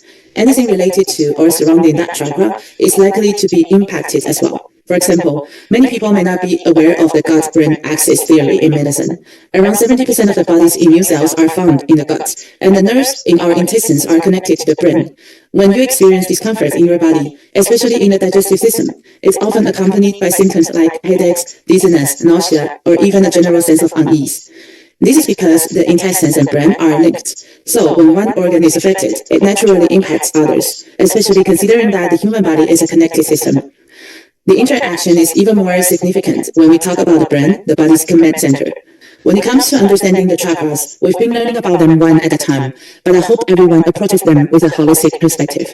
Ayurveda emphasizes whole body healing. While we've broken down the chakras individually to study them, this is only to help us understand each part before reassembling them as a whole system, like building a machine. The chakras are interconnected and don't function in isolation. I hope you grasp this concept. Each chakra influences and impacts the others. The degree of influence may vary, but the effects are always interconnected, whether immediate or gradually appearing later on. When a chakra is out of balance, not only the corresponding organs and glands lose their equilibrium, but related organs can also be affected. By understanding the state of our chakras, we can gain insights into our current mental and physical health, allowing us to take immediate action. We are learning more towards preventive medicine, preventing issues before they become full-blown illnesses. Prevention is always better than treatment, so it's crucial to make adjustments as soon as you notice something is off, while you still have the ability to make positive changes. We can use aromatherapy to balance our chakras, which is an accessible and practical tool we can incorporate into our daily lives. Starting from the root chakra, we've made our way up, and now we are reaching the crown and the third eye chakras. Along this journey, you've learned valuable lessons at each stage. Our task now is to connect everything and fully integrate this knowledge. In the second part of today's session, we'll introduce a fun activity to help you apply what you've learned. This way, it won't just be theoretical knowledge, it becomes something you can put into practice in real life. Alright, to further explore your current mental and physical states, we've got another game for you. As we mentioned earlier, according to Ayurveda, whatever grows in your garden has meaning. Now, let's imagine you have your own personal garden in this life. Which 3 plants would you choose to grow? You've got 10 options and you can pick 3. Here are your options: eucalyptus, rosemary, Roman chamomile, clary sage, bergamot, lemon, nayuli, juniper, sandalwood, manuka. Which 3 would you choose to plant? If you had a personal garden, then don't overthink it. Some friends ask, is there enough space? But the garden size doesn't matter here. Just pick 3 plants from the 10 options without worrying about planting them all. That's the fun of this exercise. So just go with your instinct and pick your favorite 3 plants to grow in your personal garden. Have you made your choices? If not, take your time, but don't peek at the answers yet. You'll spoil the fun and accuracy of the exercise. Once you've decided, we'll review what your choices mean. If you choose eucalyptus, it corresponds to the throat chakra. Rosemary relates to the heart chakra. Roman chamomile to the third eye chakra. Clary sage to the sacral chakra. If you picked bergamot, it's connected to the crown chakra. Lemon corresponds to the solar plexus chakra. Nayuli to the root chakra. Juniper to the solar plexus chakra. Sandalwood to the crown chakra. And manuka to the root chakra. Have you made your mind yet? You may notice that the 3 plants you choose could correspond to different chakras or even the same one.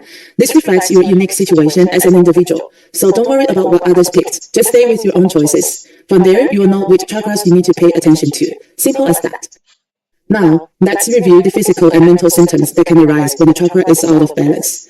Regardless of which chakras your chosen plants correspond to, each has its own set of related issues. Check if you've been experiencing any of these typical symptoms, whether physical, emotional, or psychological. Of course, there are many possible symptoms and we can't list them all here, but we've highlighted some common ones.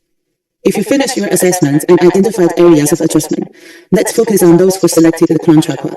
If that was one of your choices, let's dive into what might need attention and how to balance it. What is the 7th chakra, crown chakra? We've now reached the crown chakra, located at the top of the head or slightly above it, about 1 to 2 inches. Some may ask if there's an 8th chakra. There is, but that's beyond the scope of this course, as it involves more spiritual or religious practices, often pursued by those on a spiritual path.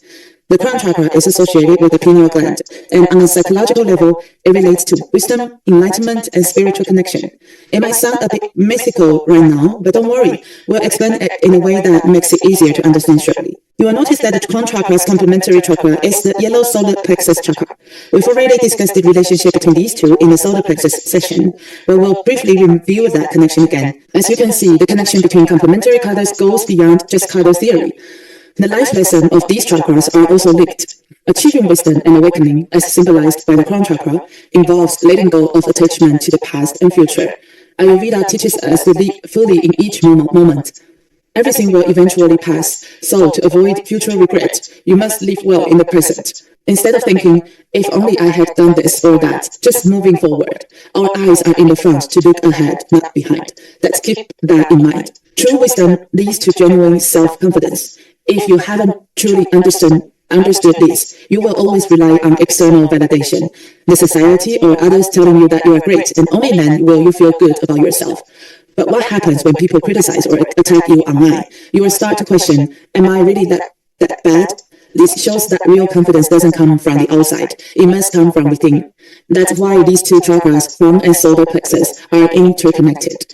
Only when you gain this understanding will you achieve true confidence. Living in the present is a task for everyone. The seventh chakra, also known as the crown chakra, aligns with the phrase, heavy is the head that wears the crown.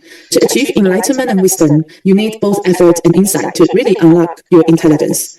In Ayurveda, the focus isn't on traditional academics or exam success. Instead, purple represents wisdom, right? And what else? Rarity and value. Historically, many nobles dressed in purple because it was extremely difficult to extract purple dye from nature before the advent of synthetic dyes. Only the wealthy could afford garments dyed in purple, which made it a symbol of royalty and preciousness.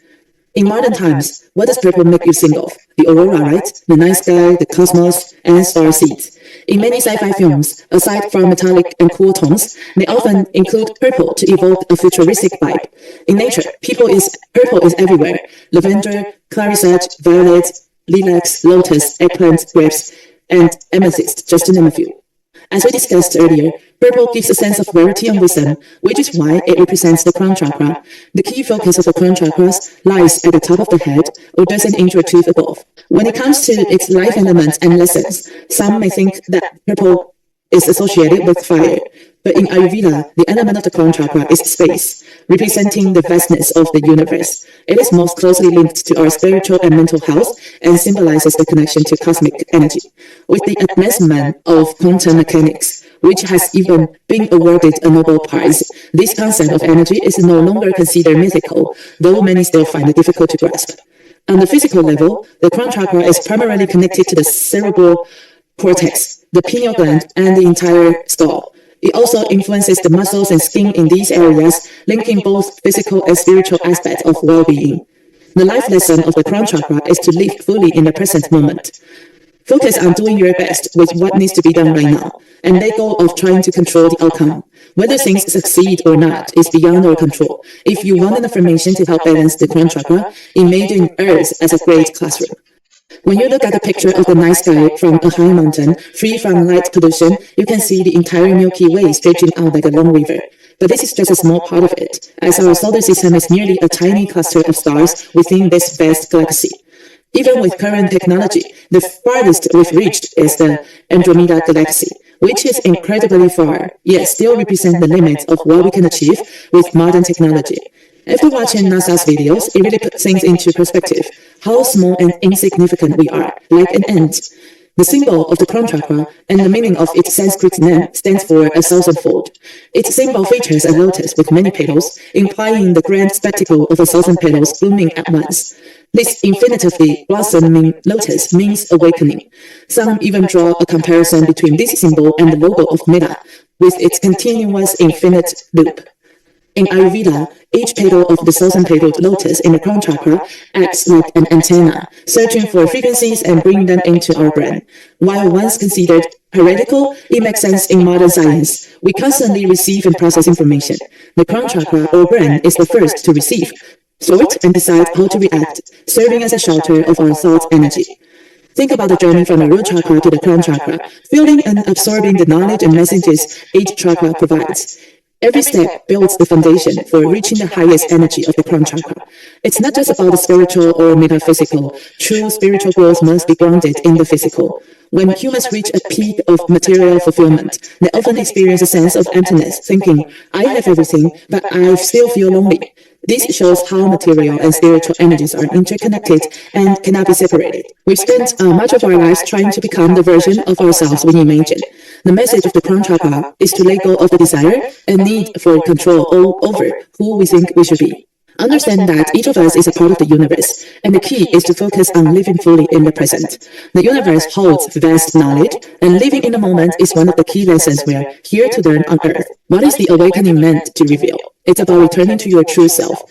Take yourself back to when you were a child. Did you ever dream of becoming someone specific, only to be told by your parents or school that it was unrealistic? Over time, you might have let go of those dreams and Instead of becoming who you truly wanted to be, you began living according to others' expectations. At this stage, with the crown chakra, you are encouraged not only to be grounded in every moment, but also to look back on your past with gratitude. It's often said that if you are feeling stuck in life, one way to shift your energy is through gratitude. While this idea is something to consider and may not work for everyone, it's still a positive practice. Some believe it matches with the laws of the universe, and those who truly understand these principles come to realize their power. In addition to maintaining a grateful heart, which is essential, reflecting on the events of your life is about genuine understanding, not forcing yourself to pretend gratitude when you are upset. You will reach a point where you truly comprehend that every experience has taught you something valuable. Once you realize that, you can sincerely feel thankful, even for the hardships. Though you faced challenges, they have shaped you into the person you are today. There's a theory about crown chakra's thousand-petaled lotus. It blooms beautifully, but only because its roots are deeply planted and well-nourished. This reminds us not to focus only on spiritual growth, like meditation, while ignoring our foundation. As we mentioned, material and spiritual growth are intertwined. Though they seem unrelated, Ayurveda teaches that our material experiences offer lessons that support our spiritual development. When material and spiritual growth unite, we gain insight into the true nature of all the things. You have to shade the excess layers and rediscover your authentic self, remembering who you really are, not the facade you've built. Now, let's look at what happens when the crown chakra is out of balance. You can probably guess that it affects the head, as well as the neck and shoulders, since they are connected. Common issues include headaches, tension, poor memory, and trouble sleeping. Due to the gut-brain axis, you might also experience digestive problems like diarrhea, especially when you are nervous. Additionally, because the third eye chakra is so close to the crown chakra, it's often affected as well. You may experience symptoms like nasal congestion, eye pain, or ear aches, since everything is interconnected. It's like the saying, when one house catches fire, the neighbors suffer too. Mentally, you find yourself sinking into an unexplained low. The curiosity and enthusiasm you once had for learning and exploring may fade, leaving you feeling indifferent. Everything starts to seem the same, and you think, what's the point? You may also become overly focused on achieving goals and material success, and lose sight of what truly matters. In reality, the most valuable part of life is emotional connection and genuine interactions. You may become highly sensitive to sound and light, uncomfortable with external changes, like moving to a new place or visiting unfamiliar areas. Since the crown chakra is linked to the pineal gland, you may want to avoid bright lights due to heightened sensitivity. Emotionally, you could feel out of place, like you don't belong on earth, experiencing deep loneliness with no one really understanding you. You start to question the purpose of life, feel bored, and think that everything is meaningless. If you often feel this way, it's a sign that your crown chakra may be out of balance. When your crown chakra is balanced, you will notice that your biological clock is in sync. Sleeping when it's time to sleep, eating when it's time to eat, and being fully present in everything you do. It sounds simple, but many struggle with this. Mentally, you will trust your intuition and have a clear sense of what you really want. Your memory will also improve. Additionally, when planning, you will find that a clear mental blueprint naturally forms in your mind, making things feel organized rather than confusing or unclear. Sometimes you will have a gut feeling about something, and it ends up coming true. You will think, I have a feeling that this will happen, and it actually does. You will notice that your intuition becomes surprisingly accurate. By listening to your inner voice, you may avoid trouble or learn valuable lessons. You will also make it a point to carve out me time. No matter how busy you are, you will find a space to be alone or do something you enjoy without letting work or obligations take over. You will learn to balance effort with acceptance, doing your best but letting go of attachment to the outcome, trusting that you've done all you can. Next, we see that the crown chakra corresponds to the pineal gland. Anatomically, the pineal gland is positioned above the pituitary gland. In a diagram, you will notice a small dark blue dot in the center. That's the location of the pineal gland. The pituitary gland, which is located just below it, corresponds more to the third eye chakra. You may find some sources that present this differently, but it's important to share the most accurate perspective. Based on anatomy, the pineal gland is closer to crown chakra, which is why it corresponds to it. While other aromatherapists may have varying views, we aim to provide the most anatomically correct understanding. As you can see, the pineal gland is a very small endocrine organ. It wasn't until 1960 that scientists discovered its significant role. Despite its small size, resembling a juniper berry, the pineal gland influences many bodily functions, including the regulation of our biological clock and overall organ function. When we're exposed to the sunlight during the day, the pineal gland produces serotonin, a hormone that makes people happy. At night, it switches to producing melatonin, the sleep hormone, which aligns with the natural cycle of waking at sunrise and sleeping at sunset. In ancient times, without advanced technology, insomnia wasn't as prevalent as it is today. Nowadays, light pollution is a major factor contributing to sleep disturbances, and it's something widely discussed in modern health conversations. At night, the pineal gland produces melatonin, the sleep hormone. As we age, the gland's function starts to decline, meaning that melatonin is produced. This is why many elderly people tend to go to bed early, but wake up in the middle of the night. Their melatonin levels are too low, so their sleep cycle is disrupted. As a result, many people now take melatonin supplements to help regulate their sleep patterns. As you can see, the pineal gland not only regulates our biological clock, but also influences blood pressure, body temperature, energy levels, liver metabolism, digestion, and blood sugar. Its effects are far-reaching, and while we focus on individual glands, its impact is truly holistic, affecting many aspects of our body's overall functioning.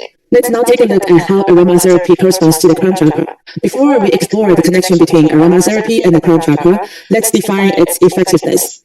Unlike medication, which gives immediate physical effects, aromatherapy often works by providing emotional relief.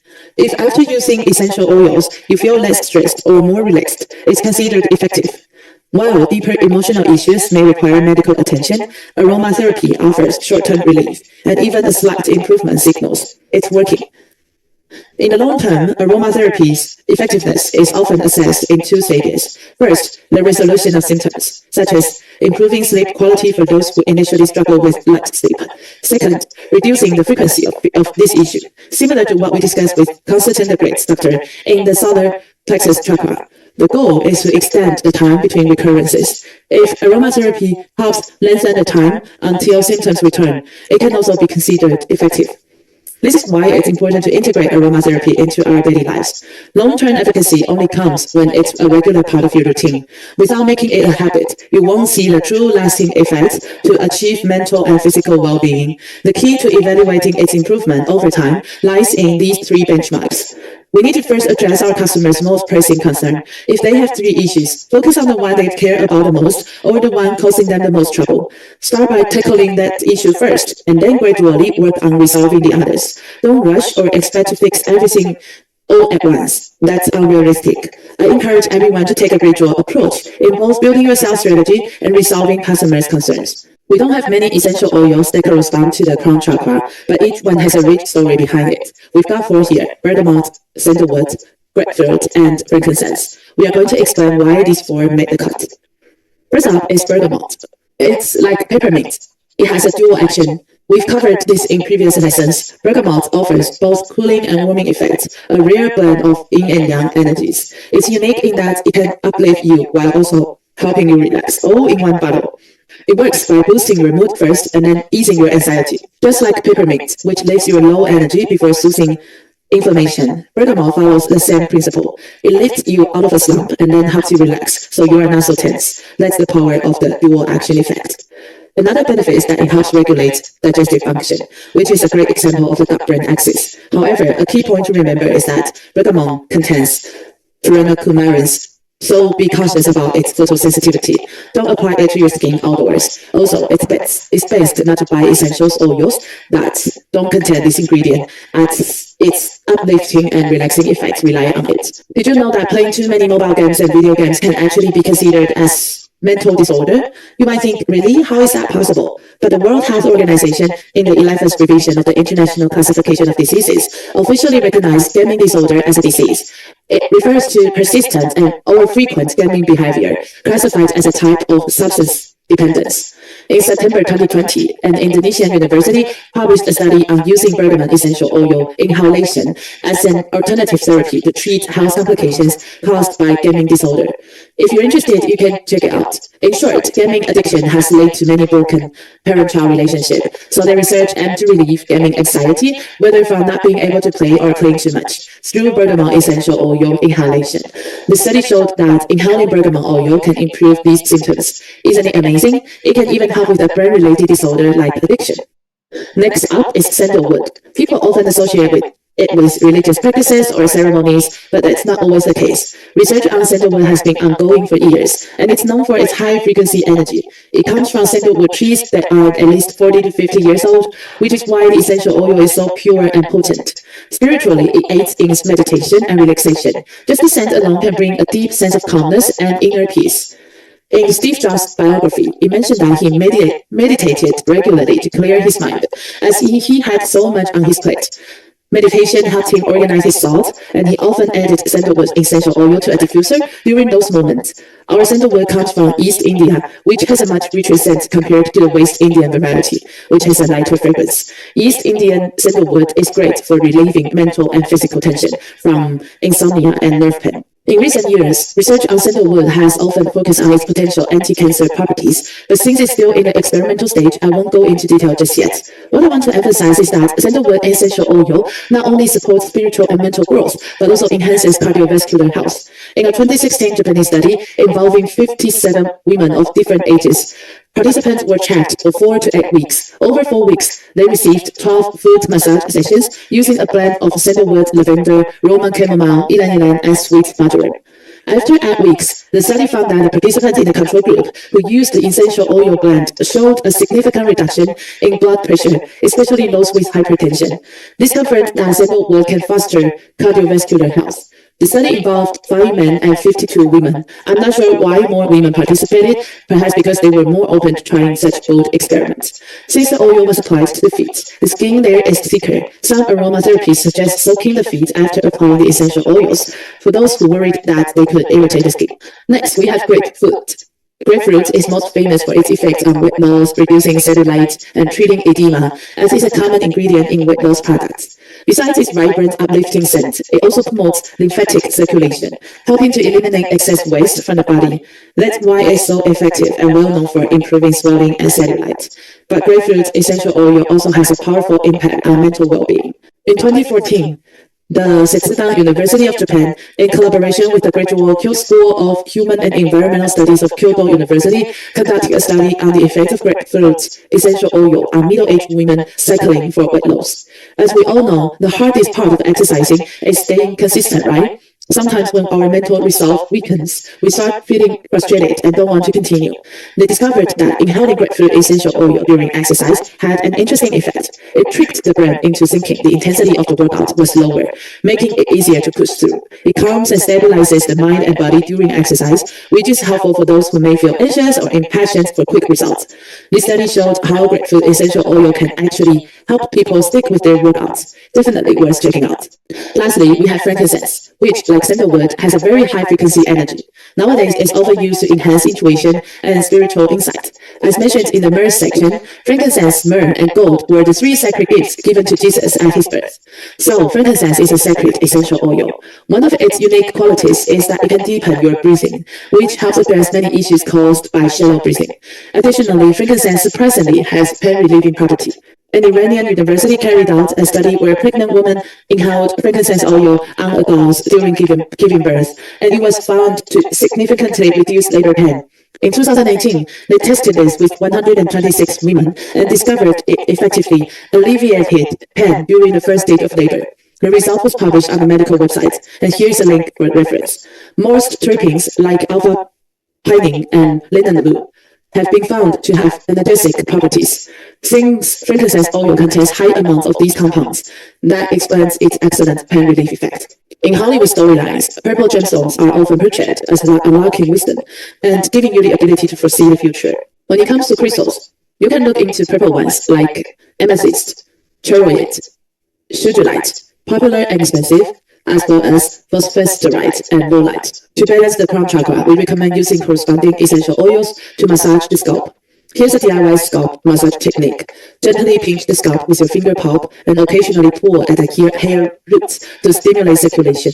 You can also strengthen the power of crown chakra by incorporating purple foods like eggplant, purple sweet potatoes, and grapes into your diet.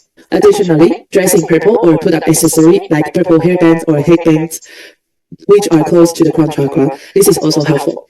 Once again, here's the blend we shared for the solar plexus chakra. If you're experiencing headaches or stomach aches, since they are interconnected, these essential oils have excellent pain-relieving properties. We provided 3 blends at 5% concentration. Just remember, your roller should be dark, either dark brown or dark blue. It's important that they are in a deep color.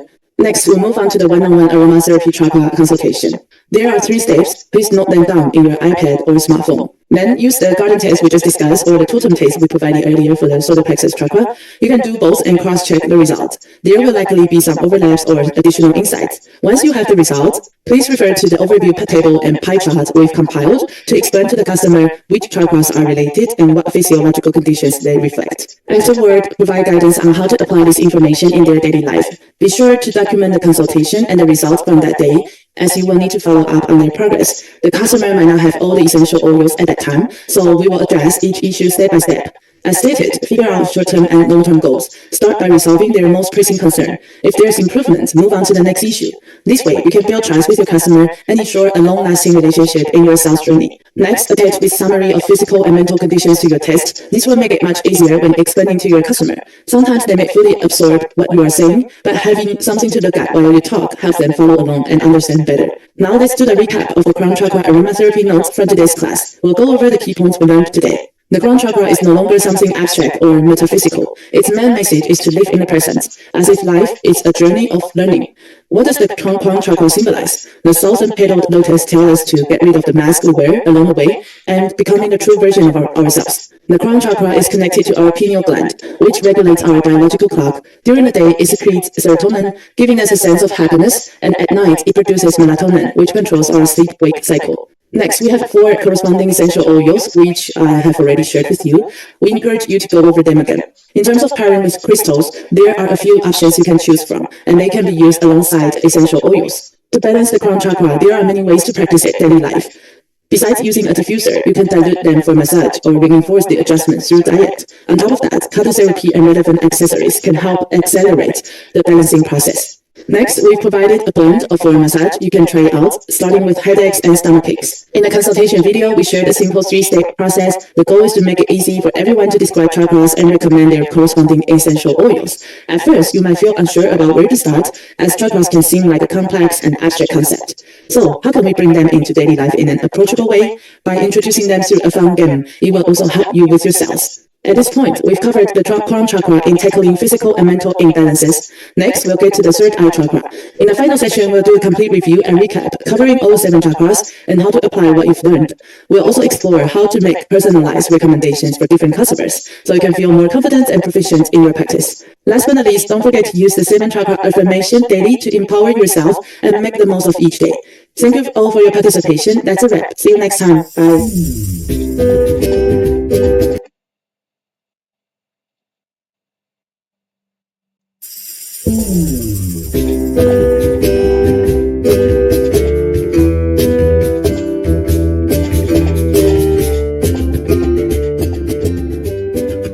Hello everyone, I'm Bill. Today we'll be discussing the third eye chakra.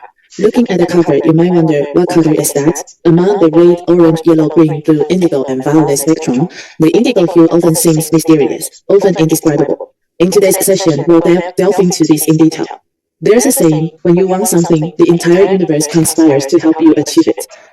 This isn't merely mysticism. If you can manifest your visions into reality, it signifies that the strength of your will and intention is incredibly powerful. So today's topic on the third eye chakra will expand upon that. We'll break it down for you step by step shortly.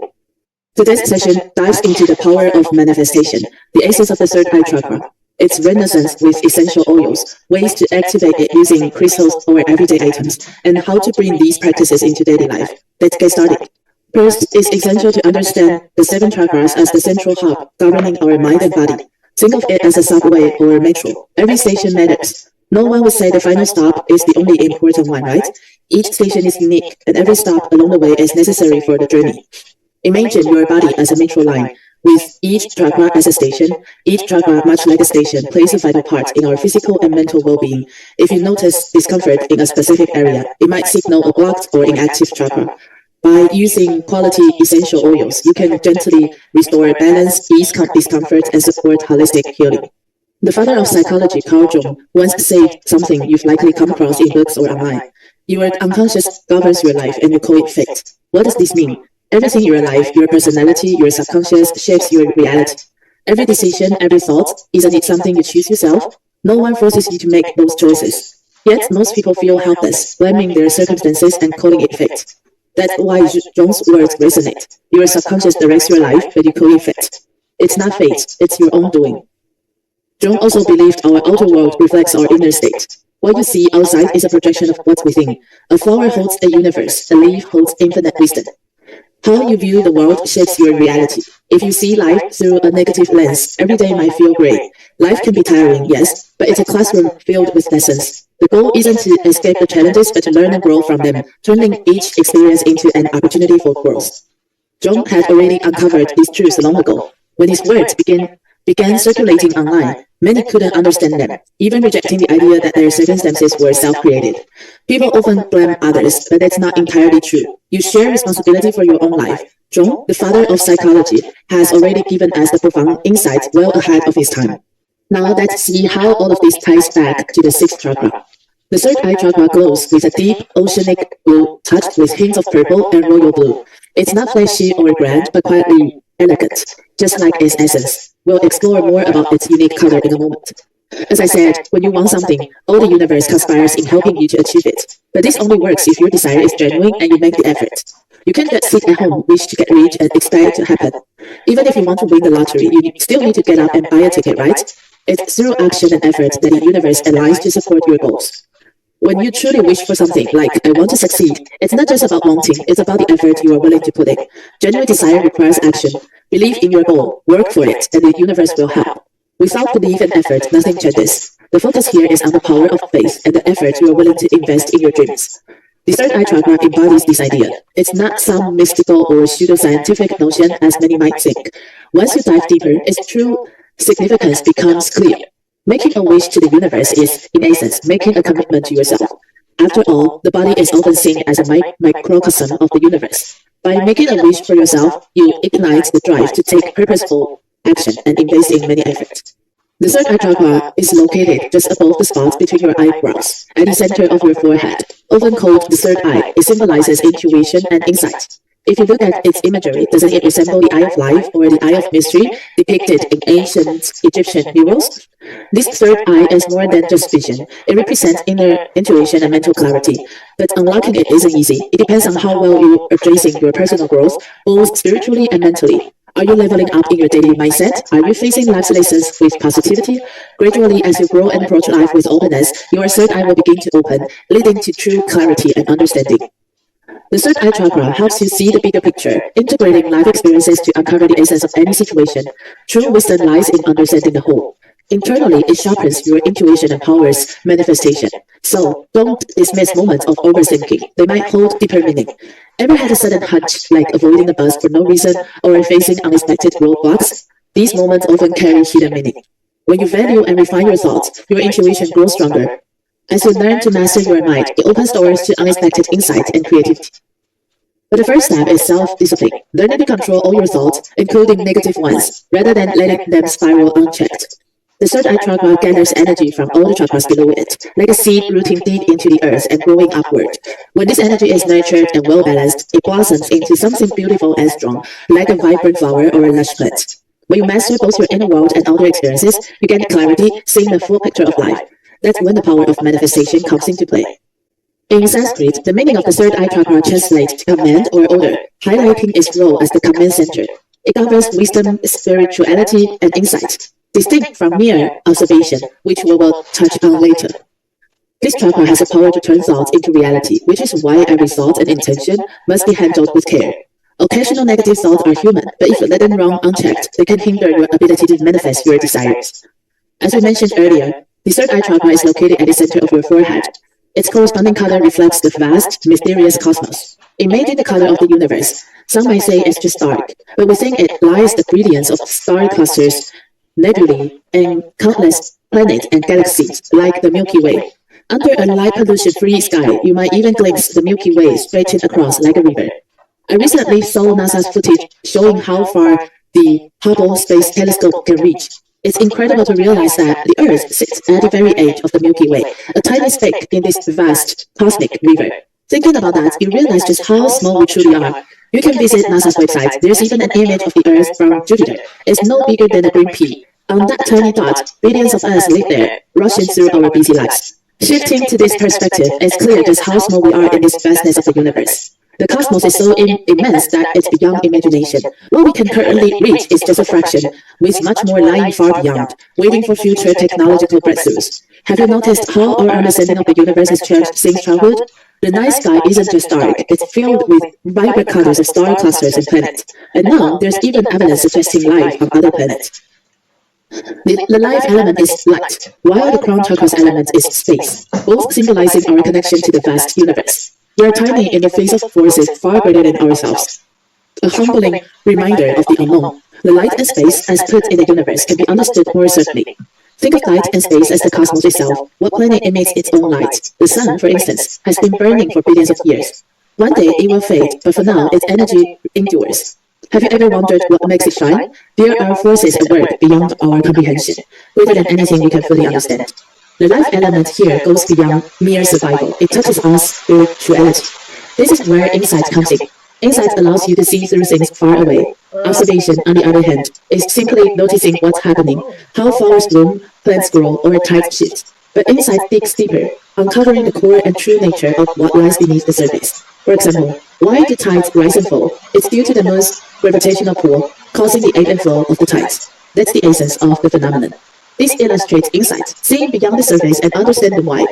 It's not just observing the surface, but grasping the forces behind it. Insight allows you to learn, understand, and gain a deeper perspective on the nature of things. On a physical level, the third eye chakra corresponds to the pituitary gland, which we'll explain shortly. The life lesson it teaches us is to cultivate wisdom and awareness, not just observing, but also reflecting and practicing self-awareness. To balance the third eye chakra, while most chakras have a single affirmation, the third eye chakra offers many profound ones. I've selected the most meaningful to share with you today. The first affirmation is what we shared just now. When you want something, the whole universe conspires in helping you to achieve it. The second is a mindset worth embracing. Everything that happens, good or bad, serves a purpose. You might not see it now, but over time, the dots will connect. The overwhelming job or skill you had to learn alone may later prove invaluable. With spiritual growth, you will begin to see that every experience has meaning and contributes to your journey. So, as we've discussed, everyone should detach from fixation and untangle the knots of the past. Only by releasing stubborn thoughts can you awaken internally. Don't feel overwhelmed. Start small. For instance, if you eat the same lunch every day, try ordering something new. If you always take the same route, try a different one. These small daily changes gradually open your mind to fresh perspectives and help you let go of rigid thinking. Through these small changes, you will experience internal awakening, realizing the path you see now may not be the only one. Vivid blue represents profound depth. Think of the ocean. It has shallow waters, mid-level depths, and then beyond the continental shelf, the abyssal deep. The deep sea is vast, seemingly endless. Creatures there often have tiny or no eyes because they don't rely on sight. Yet the waters aren't black. They hold a rich dark blue, hinting at unseen worlds below. In nature, there are deep sea, the night sky, or fruits like blueberries as the symbols. Blueberries appear almost black and are distinctly blue. Another example is butterfly pea. Have you had it before? It's a plant often used to create their drinks. When pulled, their deep blue hue can look nearly black, especially in a larger quantity like in a lake. However, if it's in a glass, like the image here, it's blue under light. This illustrates why light is the life element, because when light comes, it can show its original color. In daily life, we see this color in denim jeans and dye workshops. The navy blue or indigo dyes are represented in this color. Let's take a closer look at the design of the third eye chakra. Its logo, which is quite cute, features two pointed shapes representing petals. Like all chakras, these petals are lotus petals. The two petals form a central circle with an inverted triangle. If you recall from the root chakra, the inverted triangle carries a specific meaning. Feel free to revisit the explanation before. Together, the design resembles an eye. You can also call it the eye of wisdom. The left petal symbolizes Lord Shiva, and the right represents Shakti, the divine feminine energy in Hinduism. When they unite, they channel the energy of the 6 chakras below, from the root to the crown chakra. Besides wisdom, This chakra governs the brain and thinking process. When we analyze, understand, differentiate, decide, or recall something, we are tapping into the energy of the third chakra. Though invisible, it's constantly at work, quietly powering your mental functions. Here's an illustration I want to share with you. It's a diagram from the 17th century created by an alchemist. It depicts what happens when the third eye connects with the higher world. People may not know what indigo is. It is a blend of blue and violet, a deep, mysterious hue that's the darkest in the rainbow. Its mysterious depth enhances the brilliance of other colors, making them stand out even more. This color is closely tied to spiritual growth. Have you ever taken a mind mapping course? It's about visualizing thoughts and organizing them into logical layers and diagrams. Exactly what the third eye chakra governs. Its primary function is to enhance intuition and insight. When the third eye chakra is in balance, it brings clarity of thought and profound wisdom, opening the door to higher levels of consciousness and deeper understanding. But when it's unbalanced, the pituitary gland sits slightly lower than the pineal gland, and their proximity means they inevitably affect each other. As we've discussed, chakras don't operate in isolation. They are deeply interconnected as they work. When the third eye chakra is unbalanced, its effects are similar to those arising from the crown chakra. You might experience frequent headaches, especially if you're overthinking or trying to figure things out. Eye strain is another common symptom. Your eyes may feel sour and dry.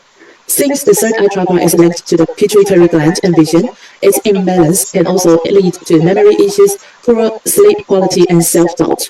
You may question your decisions, second-guessing whether they're right or wrong, and struggling to trust your own judgment. On the psychological side, it can affect your intuition and make it difficult to see beyond the surface of things. You might lose the ability to grasp the essence of a situation at a glance. Instead, your thoughts may become fragmented and chaotic, jumping from one idea to another so you can't focus. Then, this imbalance often leads to anxiety, doubt, and suspicion of others. You might develop extreme or rigid thoughts, even delusions, and struggle with a negative outlook on the future. Without a clear vision, fear can take hold, leaving you hesitant to act on plans. You may be afraid. When you've got plans, you can't realize them because you don't believe that you can do it. You just feel that this is just a daydream. It can't be real. Of course, when the third eye chakra is balanced, everything becomes clearer. You feel sharp, focused, and confident in your goals and decisions. Your thoughts flow smoothly, and you trust your intuition and abilities. Doubts and unnecessary suspicions fade. You also stop being stuck in the past. You understand that you face forward for a reason, to move ahead, not to dwell on regrets. Letting go of past mistakes allows you to break free from self-imposed limitations. When your third eye chakra is balanced, you are less likely to repeat mistakes. The cycle of if only and regret fades away. Instead, by understanding what to steer clear of, you gain the clarity to see patterns and avoid making the same errors again. This is the state of balance. Next, let's look at the physical aspect of the third eye chakra. It corresponds to the pituitary gland. Despite its small size, this gland controls the release of 7 vital hormones in the human body. The pituitary gland has anterior and posterior lobes. The posterior lobe regulates only antidiuretic hormone and oxytocin, while the anterior lobe manages the other 5. Despite its small size, it's the most common site where brain tumors have been discovered. Located just below the optic nerve, they must have influences on each other. It plays a vital role in the body's endocrine system, balancing hormones that regulate growth, metabolism, reproduction, blood pressure, kidney function, and urination. With so many physiological functions under its control, the pituitary gland is incredibly important. When the pituitary gland becomes ill, its symptoms can be highly complex, requiring multidisciplinary consultations among neurosurgery, internal medicine, and psychiatry to determine the issues. Since it regulates so many hormones, pinpointing the exact problem isn't straightforward, so it's challenging and time-consuming to make a definite diagnosis. What are the corresponding chakras for the third eye chakra? Returning to the overview, the third eye chakra blends the colors blue and violet. In terms of color theory, it aligns with their complementary opposites in 180 degrees. Blue corresponds to orange and violet corresponds to yellow. Therefore, the third eye chakra connects with the solar plexus chakra, yellow, and the sacral chakra, orange. In the previous lesson, we mentioned the gut-brain axis. The idea that the gut acts as our second brain. The gut, the microbiome, and nervous system are connected. In addition to digestion, reproduction, and urinary functions, the abdomen houses intricate neural networks, as well as endocrine and immune systems. As noted earlier, 70% of the body immune cells reside in the gut, a clear testament to this deep connection. Within the abdomen, we have the celiac ganglia, superior mesenteric ganglion, and inferior mesenteric ganglion. all of which are intricately connected to the brain's nervous system. Each of the ganglion functions like a station, continuously transmitting electrical signals. This explains why the third eye chakra is closely linked to the sacral and the solar plexus chakras in the abdomen. They are deeply interconnected. From the perspective of complementary colors, when it comes to indigo, it inherently blends blue and violet, which means it includes the complementary colors orange and yellow. So, when there is an issue with your sacral chakra, you may find it difficult to express your opinions fluently or lack the courage to voice your thoughts. This affects your ability to communicate effectively. Next is the violet crown chakra, which is related to the solar plexus chakra and genuine confidence. True confidence is not arrogance or pride. It is a balanced state where you are aware of your weakness and shortcomings, but also clearly understand your strengths. This is confidence. You trust in your abilities. Only when you possess real confidence can you awaken to wisdom. From the idea of color theory, its complementary colors, physiological correlations, and psychological aspects, everything works 100%. When viewed this way, you will realize there's no need for rote memorization. Next, we are talking about the third eye chakra and its aroma energy. What are the essential oils associated with the third eye chakra? Chamomile, roman, lavender, and lectinensis. Some may wonder, are these common essential oils? What's special about them? Why are they linked to the third eye chakra? When introducing essential oil products, it's common to start by addressing some common myths or frequently asked questions about essential oils. One of the most common questions is, how can I be sure the essential oils I'm buying are of high quality? I believe many of you have encountered this question with customers. It's not unusual, as consumers often raise this concern about the brands they purchase. Here's a summary of 3 key points to share with your customers. When customers raise concerns or ask questions, it's important not only to listen but also to develop the ability to respond effectively. From a psychological perspective, people often struggle to remember more than 3 things. First, consider the source. Choose a reliable brand or supplier. Why? Because reputable brands prioritize professionalism, including product education, training, proper essential oil usage, and knowledge about the ingredients. Then, be cautious of unverified sources. Many individual sellers import essential oils in bulk from various countries, often in large containers, and then repackage them. To cut costs during this process, some might adulterate other oils. For example, it's common to hear about geranium oil being used to mimic the scent of rose oil, where a small amount of rose oil is mixed with a large quantity of geranium and then sold as pure rose essential oil. To ensure you are buying pure essential oils, it's crucial to pay close attention. The first step is to choose a reliable brand and supplier. A trustworthy brand acts as your first line of defense, ensuring you don't end up with products of unclear origin or from sources lacking professional expertise. The second point is to check if the product comes with a GCMS report. This is a gas chromatography mass spectrometry analysis. It breaks down all the aromatic chemical compounds in the oil, ensuring its authenticity. How can you be sure the money you spent was worth it and that you purchased a real product? Look for the GCMS report. It's like testing jewelry. Once placed under the right instrument, the curves and structures of the material are immediately revealed, leaving no room for deception. The GCMS analysis shows all the aromatic molecules in an essential oil, including their exact percentage, so it is seen as the most rigorous and reliable testing method available. Unlike relying on your sense of smell, which can be tricky unless you're a perfumer or scent expert, GCMS provides concrete evidence. If a brand can provide a GCMS report, it doesn't necessarily mean the product is fake, but it's reasonable to question why they can show this critical certification. Our products all come with GCMS reports, so when customers ask, you can confidently respond with this information. Keep it simple, saying we have GC reports. It's often enough for those familiar with essential oils. If they are unsure, you can explain that GCMS is the most advanced technology for analyzing essential oils. It breaks down all the chemical compounds, making any adulteration completely transparent. The third way to determine quality is by examining the labeling. These often hold valuable clues about whether the product is authentic. Check if the bottle, packaging, or instructions clearly indicate the correct botanical Latin name and origin. I found that many essential oils on the market, even those on Amazon, fail to show the Latin name or clearly label the English name. This is not professional. Check if the label includes the English name, Latin name, origin, ingredients, batch number, expiration date, extraction part, and usage instructions. Each piece of information reflects the significant financial and professional efforts behind it. These details are supported by a team of experts, which gives the product credibility. To guarantee that every dollar spent is worth it, these 3 tips are essential. Of course, certifications like organic certification are a bonus, but I believe these 3 points are fundamental. Without these basics, like an unstable root chakra, there's no point discussing anything else. These three essentials form the foundation. When preparing the materials, I checked which details are bonuses and which are non-negotiable fundamentals. Without these three, no additional features will make up for it. But if these are in place, you can confidently assure customers that their money is well spent. Just by examining the product, you can tell its quality. Take a closer look at the front, back, bottom, and cap of our essential oil bottles, as well as what the label says when you open them. Most people rarely pay attention to these details, but as an aromatherapist, will immediately recognize the professionalism behind it. If you see products on the market that don't meet these standards, there's no need to comment on them openly. It's enough for you to understand yourself, and when sharing information with customers, make sure both you and the customers are aware of the differences. Anyway, the more complete the labeling, the more it represents the product history of the essential oil, like its ID card. It proves that it's authentic and not a product of unknown origin. The first essential oil to mention is organic lavender. Whether or not you've used essential oils before, you've likely heard of lavender. It's one of the most well-known oils. However, you might notice that not everyone likes its scent. While 100 people may love it, there is always the 101st person who doesn't. This is because fragrance preferences are subjective. Some people might wonder, you always say lavender is great for relaxation and sleep, so why can I fall asleep after using it? This can be explained by understanding lavender better. There are many different varieties of lavender.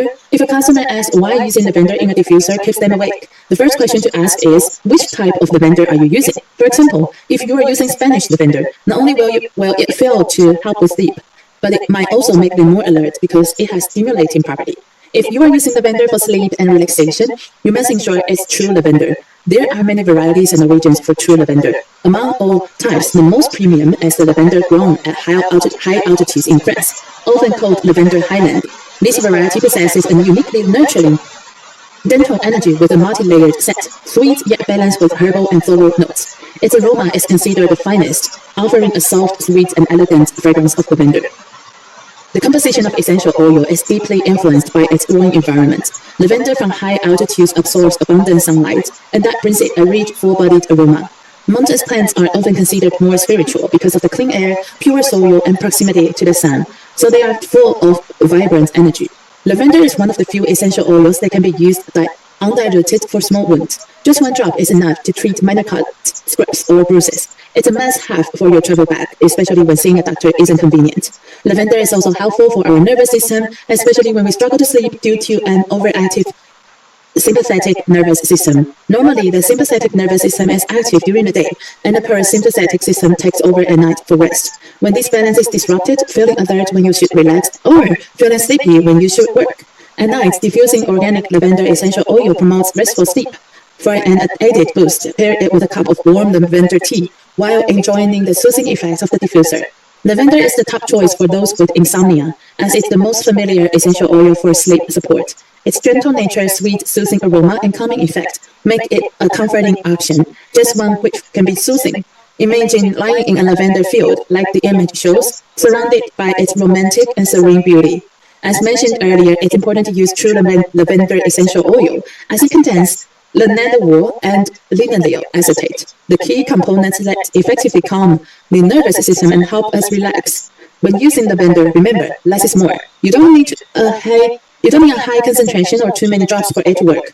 While we encourage its use, an excessive amount isn't necessary. Lavender is known as the pain relief expert in essential oils.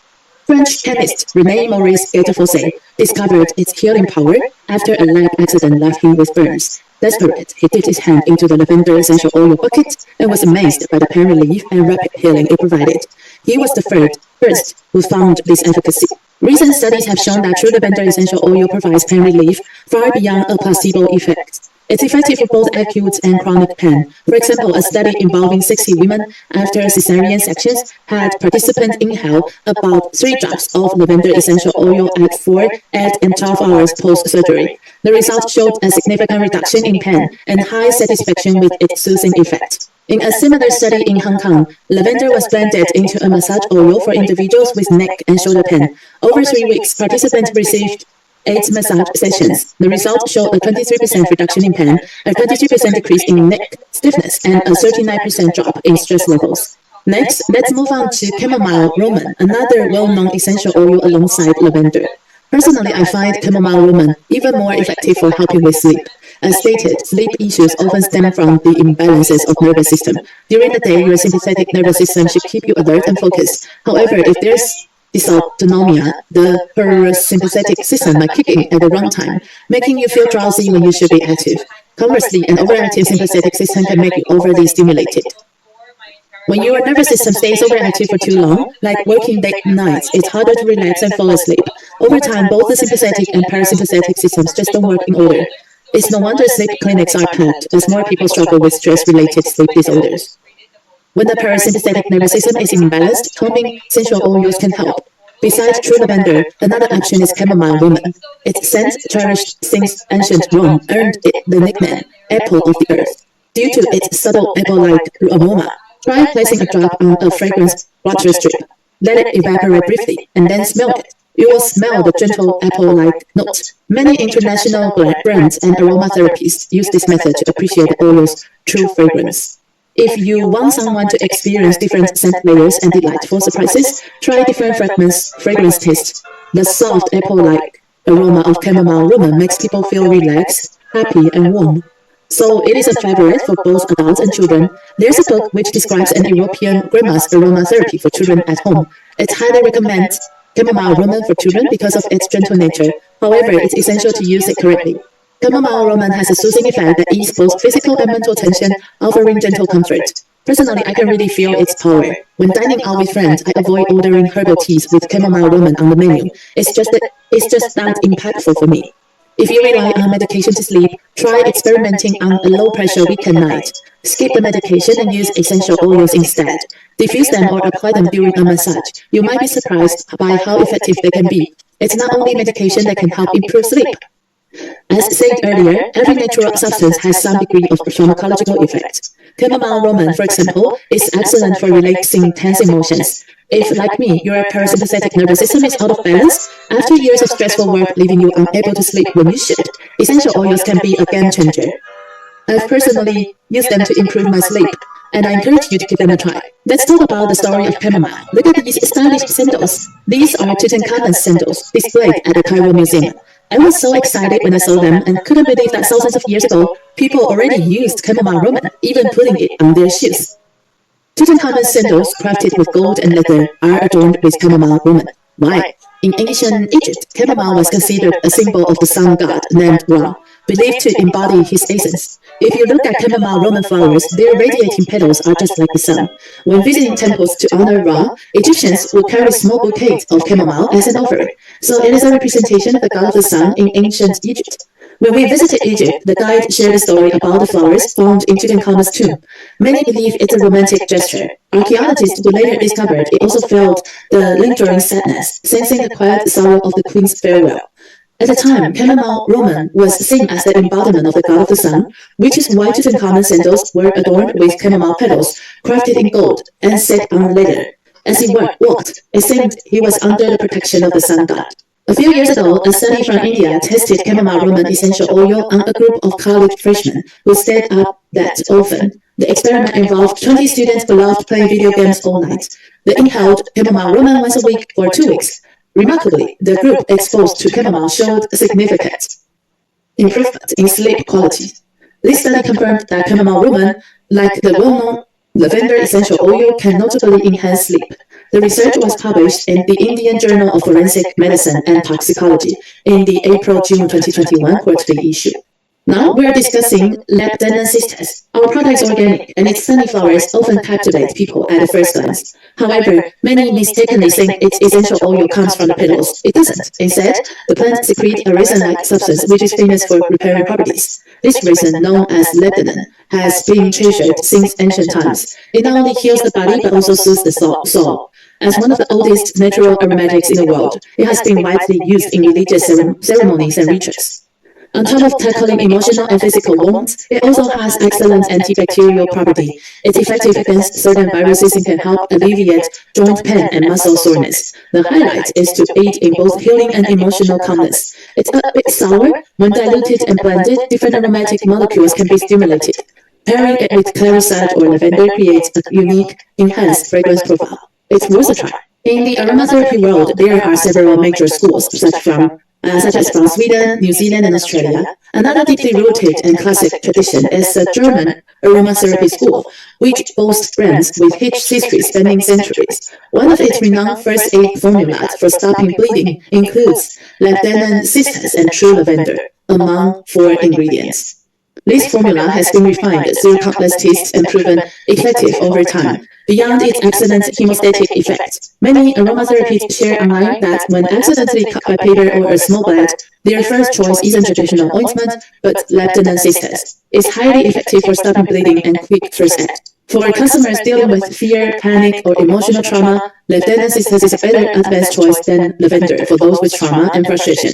Whether diffused or used in calming massage, it provides deeper support and is especially effective for those facing significant distress. Now here are some crystals responding to the third eye chakra. It's quite simple. Our third eye chakra corresponds to 3 essential oils, and similarly we have 3 matching crystals: purple fluorite, iolite, and kyanite. These stones blend blue and purple hues, perfectly aligned with the energy of the third eye. You can place them directly on the third eye chakra, apply essential oils on them, or position them on the corresponding chakra points to boost relaxation through resonance and connection. In our daily lives, how can we balance our third eye chakra? There are several methods to achieve this, but it only works when it's effective for you. The first is meditation.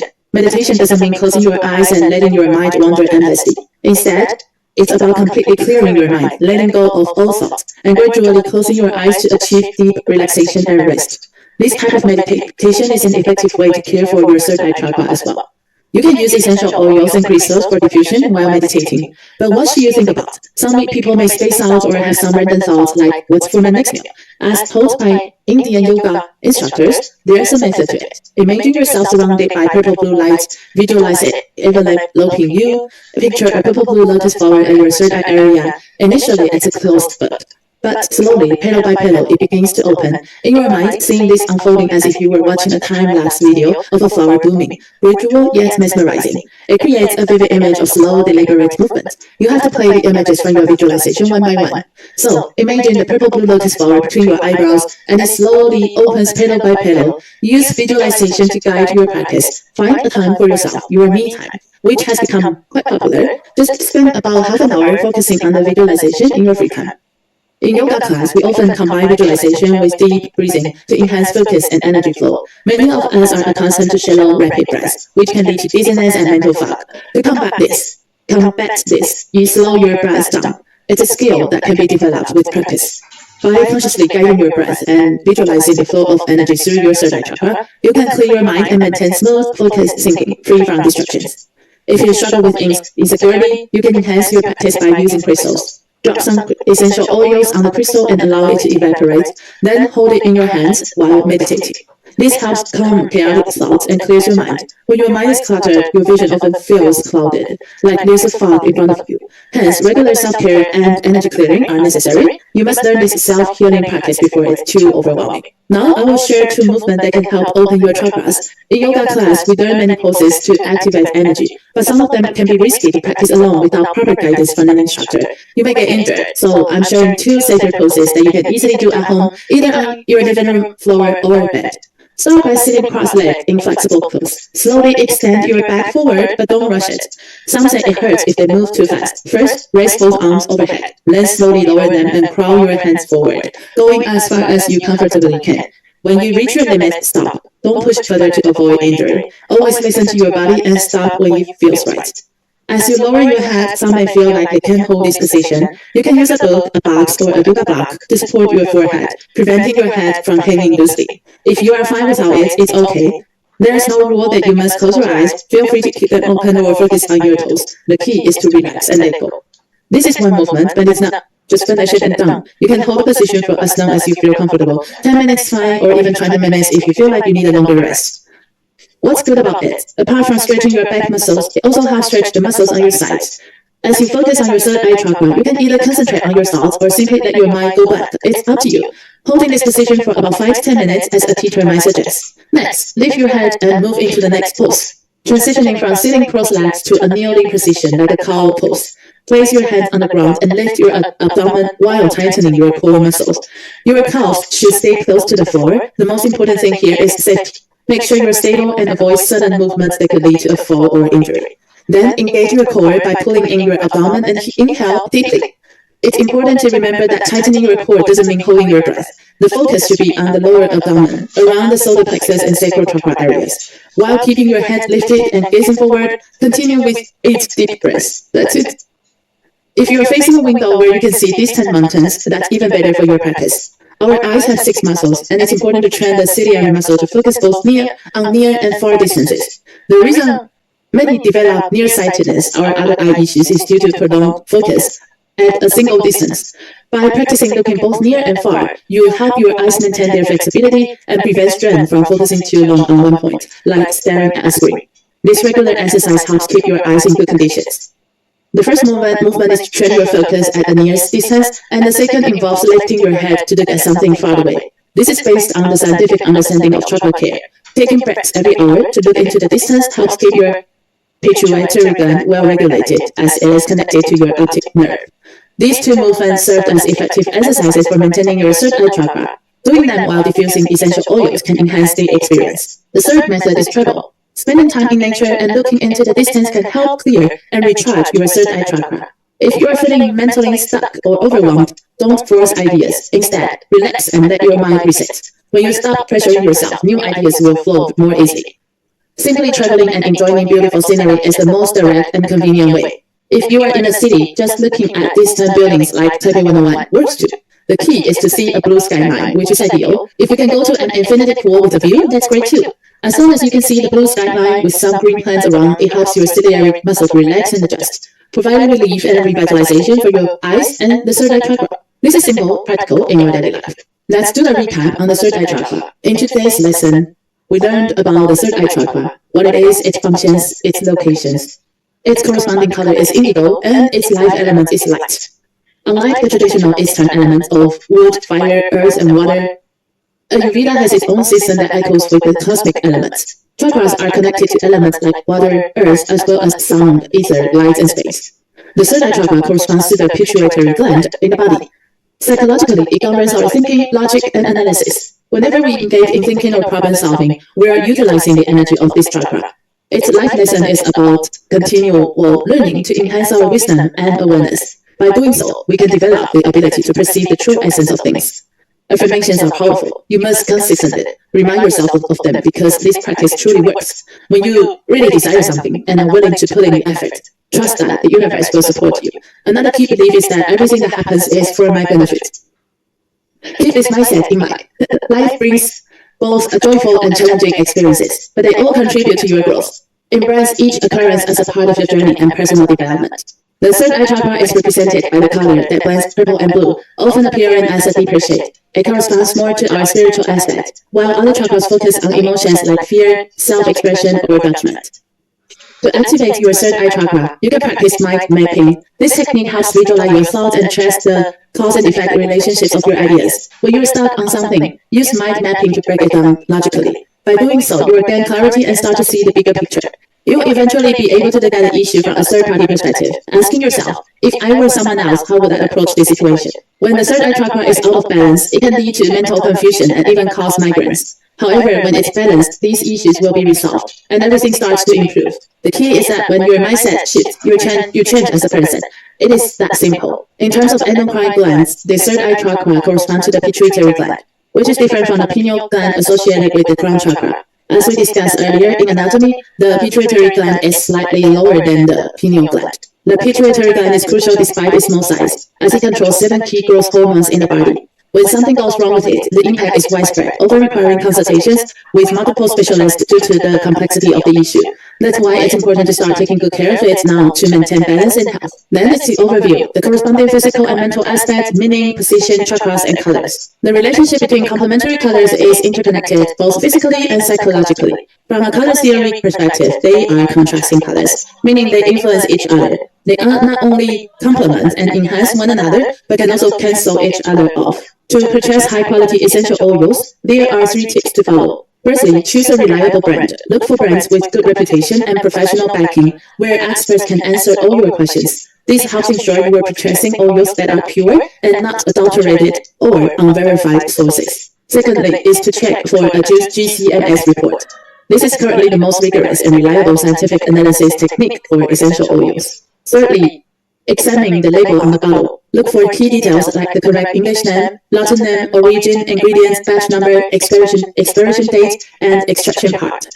The extraction part is especially important because you know it's professional. A fully detailed label means the brand has nothing to hide, as it's proud of its quality and traceability of its product. Next, let's summarize how to use these 3 essential oils and their individual stories. If you forget any details, feel free to revisit the earlier sections. When using Lepidolin Cistus, remember that this resin-based essential oil has a higher viscosity. Don't be alarmed if it seems to thicken or crystallize after exposure to air.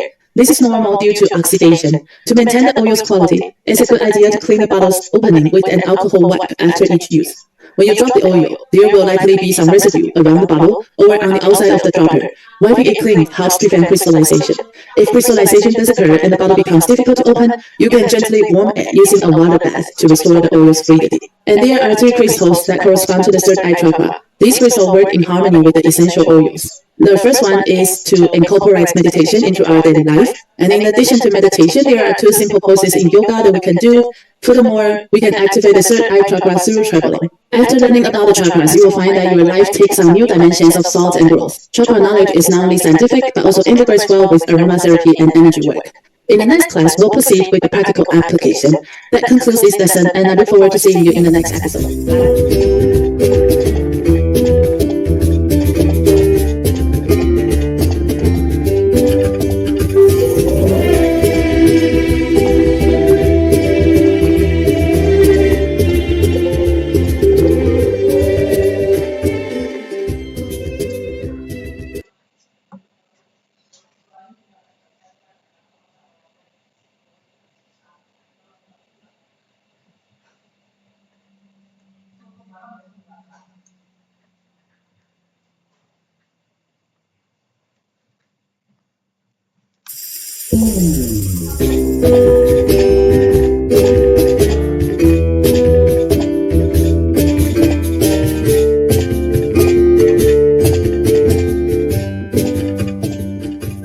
Everyone. Today we are exploring how to integrate chakra concepts into sales. While it might seem challenging due to the specialized knowledge involved, and you can't just throw it around, this session will simplify it by focusing on key points that connect chakras to sales strategies. You will see that you don't need to force anything or try too hard. Sometimes when you overdo it, it might come off as awkward or not something you normally say. So today we are going to learn how to naturally integrate the concept of chakras into your product sales. The goal is to make it natural and effortless, so your message resonates without feeling forced or confusing to your customers. Alright, let's see what's there for us. Today's lesson will cover 5 key points. First, what to prepare before starting the sales process. Second, understanding different customer types. Third, how to seamlessly introduce the tools we provide into conversations. Fourth, completing the sales process using 3 essential steps, with room for you to refine the details based on your experience. This framework covers 80%, leaving 20% for your expertise. Lastly, we'll discuss service and customer conversion, sharing tailored approaches for different customer types and insights on their effectiveness. So let's get started. Before formally entering the sales process, there are important preparations to make. Have you ever wondered how much information the human brain can actually retain during communication? Whether it's a boss giving a speech or you explaining something to others. Research by psychologists shows that after listening to a lengthy discussion, the human brain can only retain 25% to 50% of what it hears. This means that even if you think you've covered everything, the other person might not grasp your main points. At best, they retain half. At worst, it could be less than 25%. So they actually don't know what you just said. This highlights the importance of speaking with clear logic to ensure your key message gets across. In sales, it's crucial to communicate efficiently and adapt your approach to different individuals. Some people enjoy detailed explanations, while others only care about one thing. Is it worth it? To be effective, you need to tailor your message to suit the listeners. Long-winded explanations might work for some, but others require a concise and direct approach. Knowing how to adjust your tone and focus based on who you are speaking to is key to achieving your goals. Today, we'll provide an analysis of different customer types for your reference. Of course, there are countless personality variations, but the types we'll cover can give you a good starting point. By observing certain traits, you can identify what kind of person you are dealing with, saving time and energy while helping them grasp your key points more effectively. This approach isn't limited to working with customers. It's also useful for managing upwards. By understanding your boss' personality and preferences, you can avoid triggering dislikes and make communication with higher levels smoother and more efficient. Feel free to give it a try. We've learned about it from international practices, tested it ourselves, and found it highly effective. As we've mentioned in previous sessions, sales strategy shouldn't stay static. You need to experiment with new ideas and make changes to keep things fresh.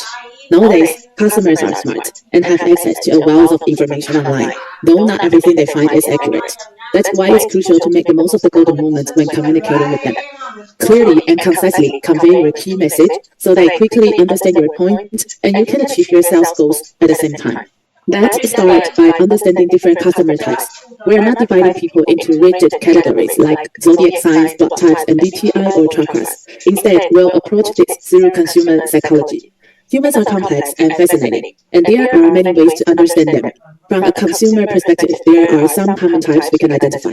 This method, based on NLP, Neuro-linguistic programming, developed by scholars at USC, offers valuable insights. While the full theory is extensive, I've simplified it to highlight the key points for practical use. To understand what type of customer you are dealing with, you can refer to the screen showing how to use NLP techniques for profiling people.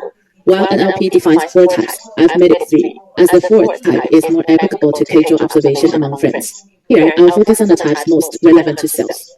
When interacting with a customer, it's not just about saying everything you want to say. Instead, you should observe their reaction as you speak. For example, when you ask a question and wait for their response, pay attention to the direction of their eye movement. That helps you determine their type then. The key is to ask open-ended questions. An open question encourages the other person to provide more detailed responses, rather than just answering yes or no. Close-ended questions often stop the conversation short, leaving no room for further engagement. Your open questions should revolve around your product, staying relevant but subtle. Avoid being too obvious or heavy-handed, as it might make the customer think, I know you just want me to buy. Why not get straight to the point? This can come across as pushy or annoying. Please use tactful phrasing to keep the conversation engaging.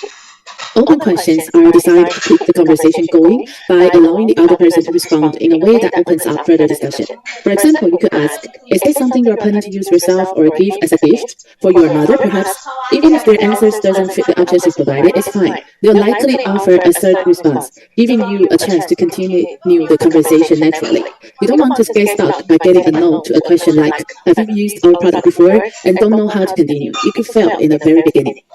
From the start, use a flexible and engaging approach. For example, you might ask, are you interested in this for yourself or is it a gift? Maybe for your mom or someone special since the holiday is coming up? If they're interested in essential oils, you could follow up with, do you usually prefer floral or fruity scents? Even if they don't like either, they might say, I actually prefer something woodsy, like forest or resinous notes. That's perfectly fine. You can simply build on the response. The key is to give them options while keeping the conversation flowing. That's what makes it an open-ended question.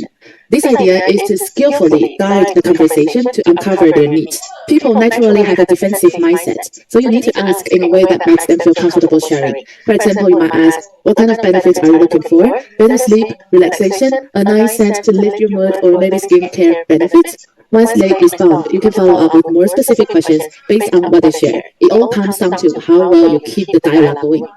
When you ask an open question like, what kind of results are you hoping to achieve? The person may not respond immediately. They might pause to think. Psychology tells us that eye movement is linked to how someone processes and judges the logic of a question.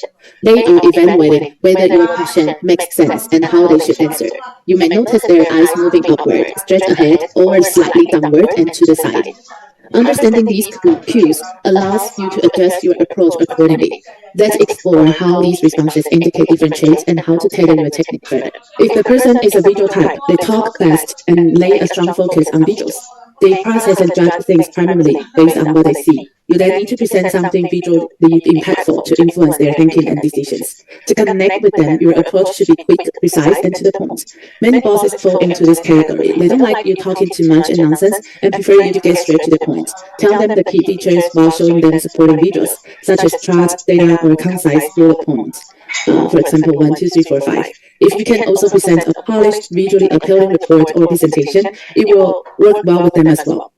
It's a good idea to have a paper and a pen around, or something interactive they can use. Even if they don't, the option to write or engage helps. When talking to them, keep it clear and focused. Highlight the key points of your product or service, what makes it unique, why it's better, and the value it offers. Be logical, concise, and repetitive with the main benefits. This way, you can quickly decide if it's worth it. These individuals tend to be impatient and want to get straight to the point in the shortest time possible. If your talking is unfocused or too wordy, they will likely interrupt you, asking you to highlight the main points. They don't like unnecessary details or lengthy process. Now, on the flip side, some customers are auditory types. When they are thinking, they will maintain direct eye contact or look at you straight on. They are not questioning or criticizing you. They are processing the information to see if it makes sense or are often interested in hearing more details. These are the calculated, detail-oriented types who want to ensure every dollar they spend is worthwhile. They need a lot of information to make a decision, so they won't buy impulsively. However, they are worth the effort to build a long-term relationship with, because while they may take time to decide, they tend to make large purchases once convinced. To win them over, come prepared with thorough and detailed information to support the decision-making process. Auditory types who are cautious spenders but have deep pockets care most about value for money. They listen carefully to what you say, so your words must be precise and thoughtful. Avoid exaggerating, boasting, or criticizing competitors. These customers prefer neutral, balanced advice. Using storytelling can be more effective than tearing down others because they are wary of overpaying or feeling like they didn't get the money's worth. To convince them, you need to demonstrate why your offering is the best deal. Be prepared with reliable tools like comparison charts, reference cards, or supporting data displayed on an iPad or smartphone. These video ads will back up your claims and ensure your information is accurate, so you provide the detailed insights that they value. When explaining why your product offers better value for money and how it differs from competitors, this is where you need to do research. Understand the competing products, their features, and how they compare to your advantages. A simple SWOT analysis can help a lot. By presenting this, you show that your insights are well-researched and professional. This type of customers will appreciate your expertise, feeling like they are not just buying a worthwhile product, but also investing in your knowledge. Unlike visual types, they won't be easily swayed by flashy packaging or the surrounding atmosphere. They are rational and focused on whether your points are logical and true. The third type is the feeling-oriented customer. When you ask them a question, they pause to think. They only buy from people they trust and feel comfortable with. For them, it's not just about the product, it's about you. If they like and trust you, they will buy it. If not, they won't. Unlike visual types, these customers need you to build a connection first. Show genuine care and make them feel valued. They prioritize emotions over business. So focus on building trust before going into the details. Visual types focus on the product, not the person, while feeling-oriented types are the opposite. They care about the person, not just the product. To win over the feeling-oriented customer, your tone and speed matter. If you talk too fast, they'll feel overwhelmed, like you're a machine gun firing words, and lose interest in buying from you. They'll think you are too cold, they don't want to buy things from this kind of person, but someone who cares about their feelings. To connect with them, slow down, show your care and concern for them, and take the time to build rapport. For feeling-oriented customers, hands-on experiences like product trials or massage can help build trust. But it must be done politely and gradually. Don't rush, like grabbing their hand abruptly. That could make them uncomfortable, as they may feel, I don't know you, why did you do that? So be slow and communicate with them. During interactions, show that you care about them. For example, if they are trying a scent, ask gently, how does that feel to you? Do you notice anything special? Slowly guide and engage them while making sure to express empathy. Avoid dismissing their feelings or contradicting them with comments like, no, I don't think so, as it can make them feel unheard. Instead, show that you respect their perspective. Making them feel valued and needed will significantly increase their willingness to buy. These three basic types are your go-to approach when you aren't sure how to connect with new customers. The categories help you quickly assess which type they might lean toward and how they prefer to receive information. Then tailor your approach accordingly to engage them effectively. So we are here teaching you to get closer to your customers in a short time. Next, let's talk about starting a conversation. While you can chat about anything under the sun, time is money, so you need tools to enrich your topics and avoid relying on the same old lines. After learning about the 7 chakras, the key is knowing how to apply them. While it's great to enhance your knowledge and professionalism, the real focus is using what you've learned to connect with customers and move closer to a deal. That's why you need tools. Looking back at the 7 color chakra course, we've worked hard to provide a variety of tools. For example, we started with an intuition color test during the root chakra session, followed by experiential activities like fragrance testing and hand massage. Since chakras relate to both physical and mental well-being, we incorporated subconscious tests and physical conditions assessment. Even medical tools like front side and back side body diagrams helped pinpoint areas of discomfort for further exploration. Now, as we reflect on the overall impact, the results are what truly matter. Moving forward, we'll see how these tools can be applied to the different customer types we've discussed. The goal is to determine which tools are most effective for each type, and how to use them to start conversations and make meaningful connections with your customers. Remember the intuition test from the root chakra session? For example, the colors you pick for your living room sofa and curtains, one shows your outward image, the other reflects your subconscious. It used right brain thinking to uncover deeper insight. Next is the resort scenario test designed to create a vivid visual experience. And then this is the body mapping tool, often used in medicine and aromatherapy. Customers can use colors to mark areas of recent discomfort or past issues on front and back body diagrams, so we can discuss their recent conditions. This is the family parent test, which ties to chakra symbols. This psychological approach helps reveal a person's subconscious preferences. Next up is the garden test. If you had a small garden, what kind of plants or flowers would you grow? You can connect this to the essential oils they might need and which chakras those oils correspond to. It's fascinating. You can listen to the client's response and explore from there. When we have so many tools, the key question is, how do we choose the right tool for the right person? I think this is something everyone cares about. Tools can be used flexibly. Use them in whatever way works for you. As long as you achieve your sales goal, no one can say you are wrong. That said, there are a few fundamental approaches to consider. Take visual-oriented customer as an example. You have to be quick, precise, and to the point. They hate it when you ramble. Many bosses fall into this category. The first thing you present to them should be visually impactful. Remember, when reporting to a boss, always include PowerPoint, visuals, or even short videos. You need to show them visuals, charts, or images. Even better, give them something to interact with, like letting them jot down or sketch something. I've observed many top executives. They will grab a random piece of paper, a pen, and start writing. You might not know what they are noting down, but it's always something that matters to them or highlights a key point you made. That's how they remember it. Just give them some visuals and let them take notes. You can use images and some hands-on tests to steer their decision-making. You don't need to show all your tools at once. Don't show all your cards right away. Today, you might use one approach, and next time you can switch it up, perhaps exploring chakras with them. If there's progress, things might change, and there could be some body parts that are fine or not, so save some of your ammo. Don't lay everything out at once, or they'll feel like they figure you out and see you as predictable. We suggest these 3 approaches you can use alternately. Start with resort visuals, and beautiful scenery can have a strong impact.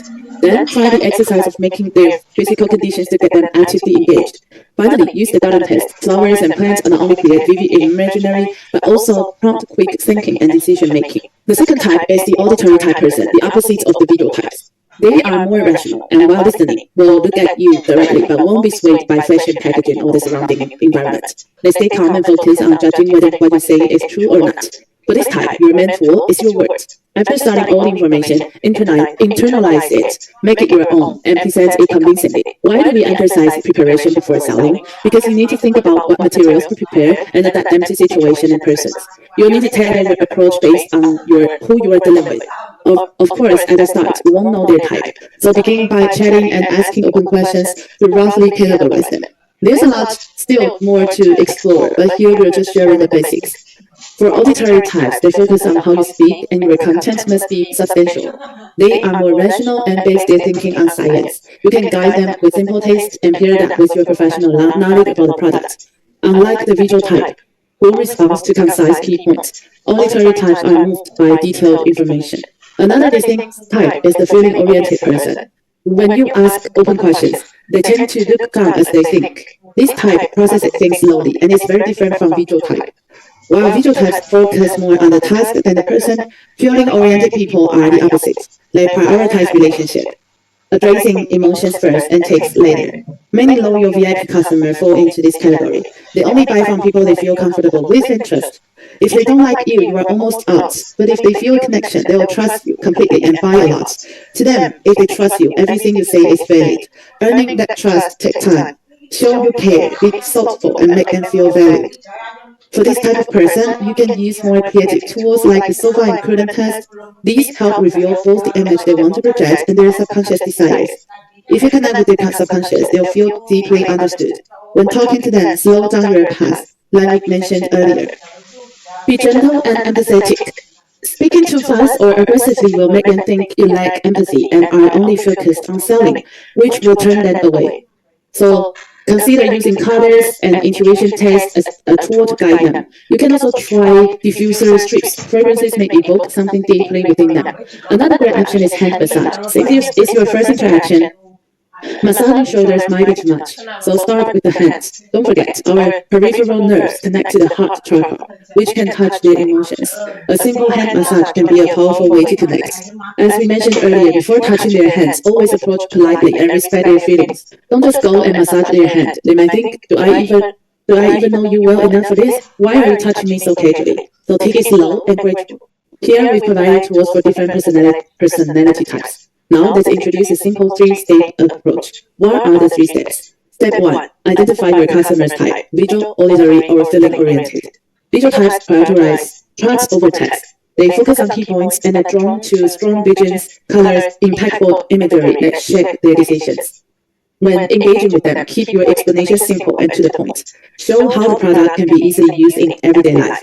Don't spill everything at once. Share the bedside one by one, so they feel that it sounds nice. They put emphasis on value for money. If you come with professionalism in terms of information or details, they know you are the one to go with. Sometimes it's not just the product they're buying, it's your expertise. They will be convinced by the abundance of your knowledge. Auditory types like to listen, but you need to give them time to process. They'll often say, let me think about it, as they take longer to sort through the information compared to visual types. However, they are definitely worth the long-term investment. They tend to have deep pockets, but getting them to spend requires solid data and detailed content to back up their decisions. Feeling-oriented people care about the person, not the product. It's all about your personal charm. A small tip for you: don't speak too fast, or they'll see you as a selling machine and won't buy from you. After all, they can buy from someone, anyone. Why should they choose you?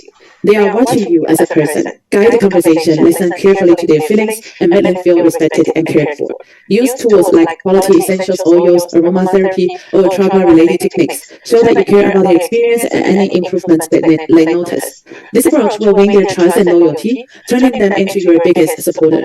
Then the 7 chakra cards are a powerful tool, but don't show them too soon. The earlier tests are most accurate when the customer isn't aware of what's being assessed. It's how you tap into their subconscious and align with their chakras. If you bring out the 7 chakra cards right away, you will spoil the surprise, and the taste loses its impact because they will know what you're aiming for. So until you've guided them through the process, don't show the chakra cards. They are carefully designed to give you a strategic advantage during your conversations. Starting with the root chakra, we've outlined its position, meaning, and connections to both physical and mental well-being, life lessons, its number and assistant, life elements, and representative color. Here's something important to note. While each chakra is primarily associated with one color, their connections run much deeper. For instance, the root chakra is mainly tied to red, but it's also linked to other colors like black and brown. We emphasize the primary color in the first place, while listing the other related colors. The root chakra is located at the perineum, the base of the pelvis, and the bottom of the spine, including the tailbone. We've also covered its Sanskrit name and corresponding gland, its connotation, corresponding chakra. To make it more intuitive, we've color-coded the chakras it aligns with. For example, if it corresponds to heart chakra, we use green to represent it. This way, at a glance, you can instantly identify the associated color and chakra.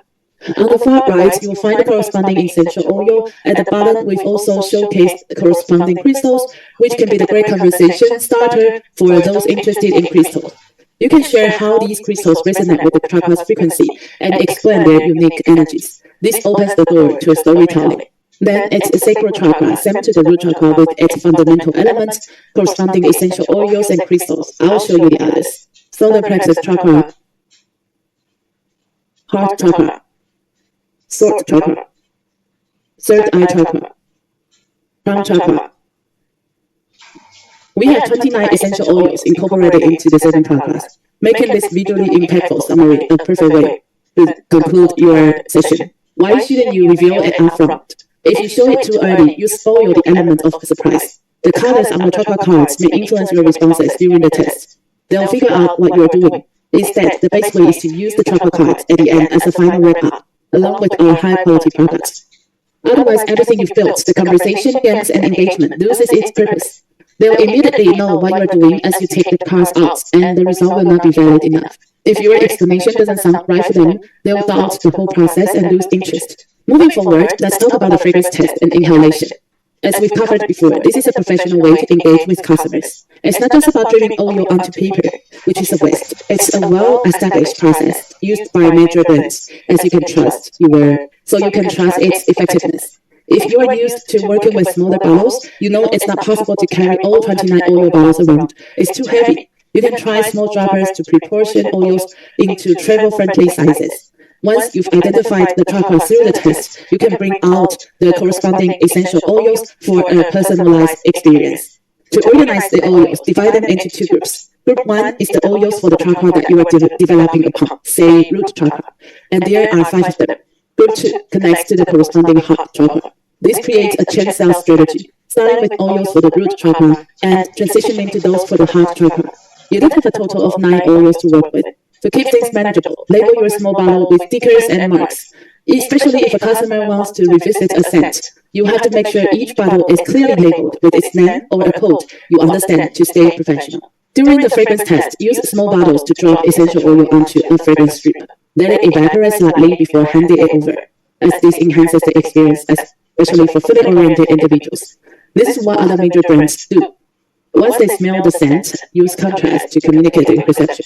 Pair a fresh, gentle aroma with a stronger, more intense one. Avoid presenting similar tones together as they can lead to olfactory fatigue, making all scents seem the same. By offering contrasting options like soft and delicate versus bold and vibrant, you create a clear difference that stimulates their sense of smell, helping their brain naturally lean toward a preference. When it comes to inhalation, if a customer says, "I'd like to smell a few more," remember that our sense of smell can become fatigued. At this point, you can offer a small jar filled with coffee beans or coffee powder. Then take a quick sniff. This will refresh their senses so they won't be confused by so many scents. You also have to pay attention to their reactions to each scent and later suggest, would you like to smell this one again? As you said, this was nice. They will be pleasantly surprised that you remembered their feedback. These little details make a big impression. For hand massage, remember not to press on their bones or tendons that hurt. Focus on fleshy parts. We all know where the fleshy parts are, right? Before you give them a hand massage, take care of your own hands first. Make sure your cuticles, hand nails, and skin are well maintained.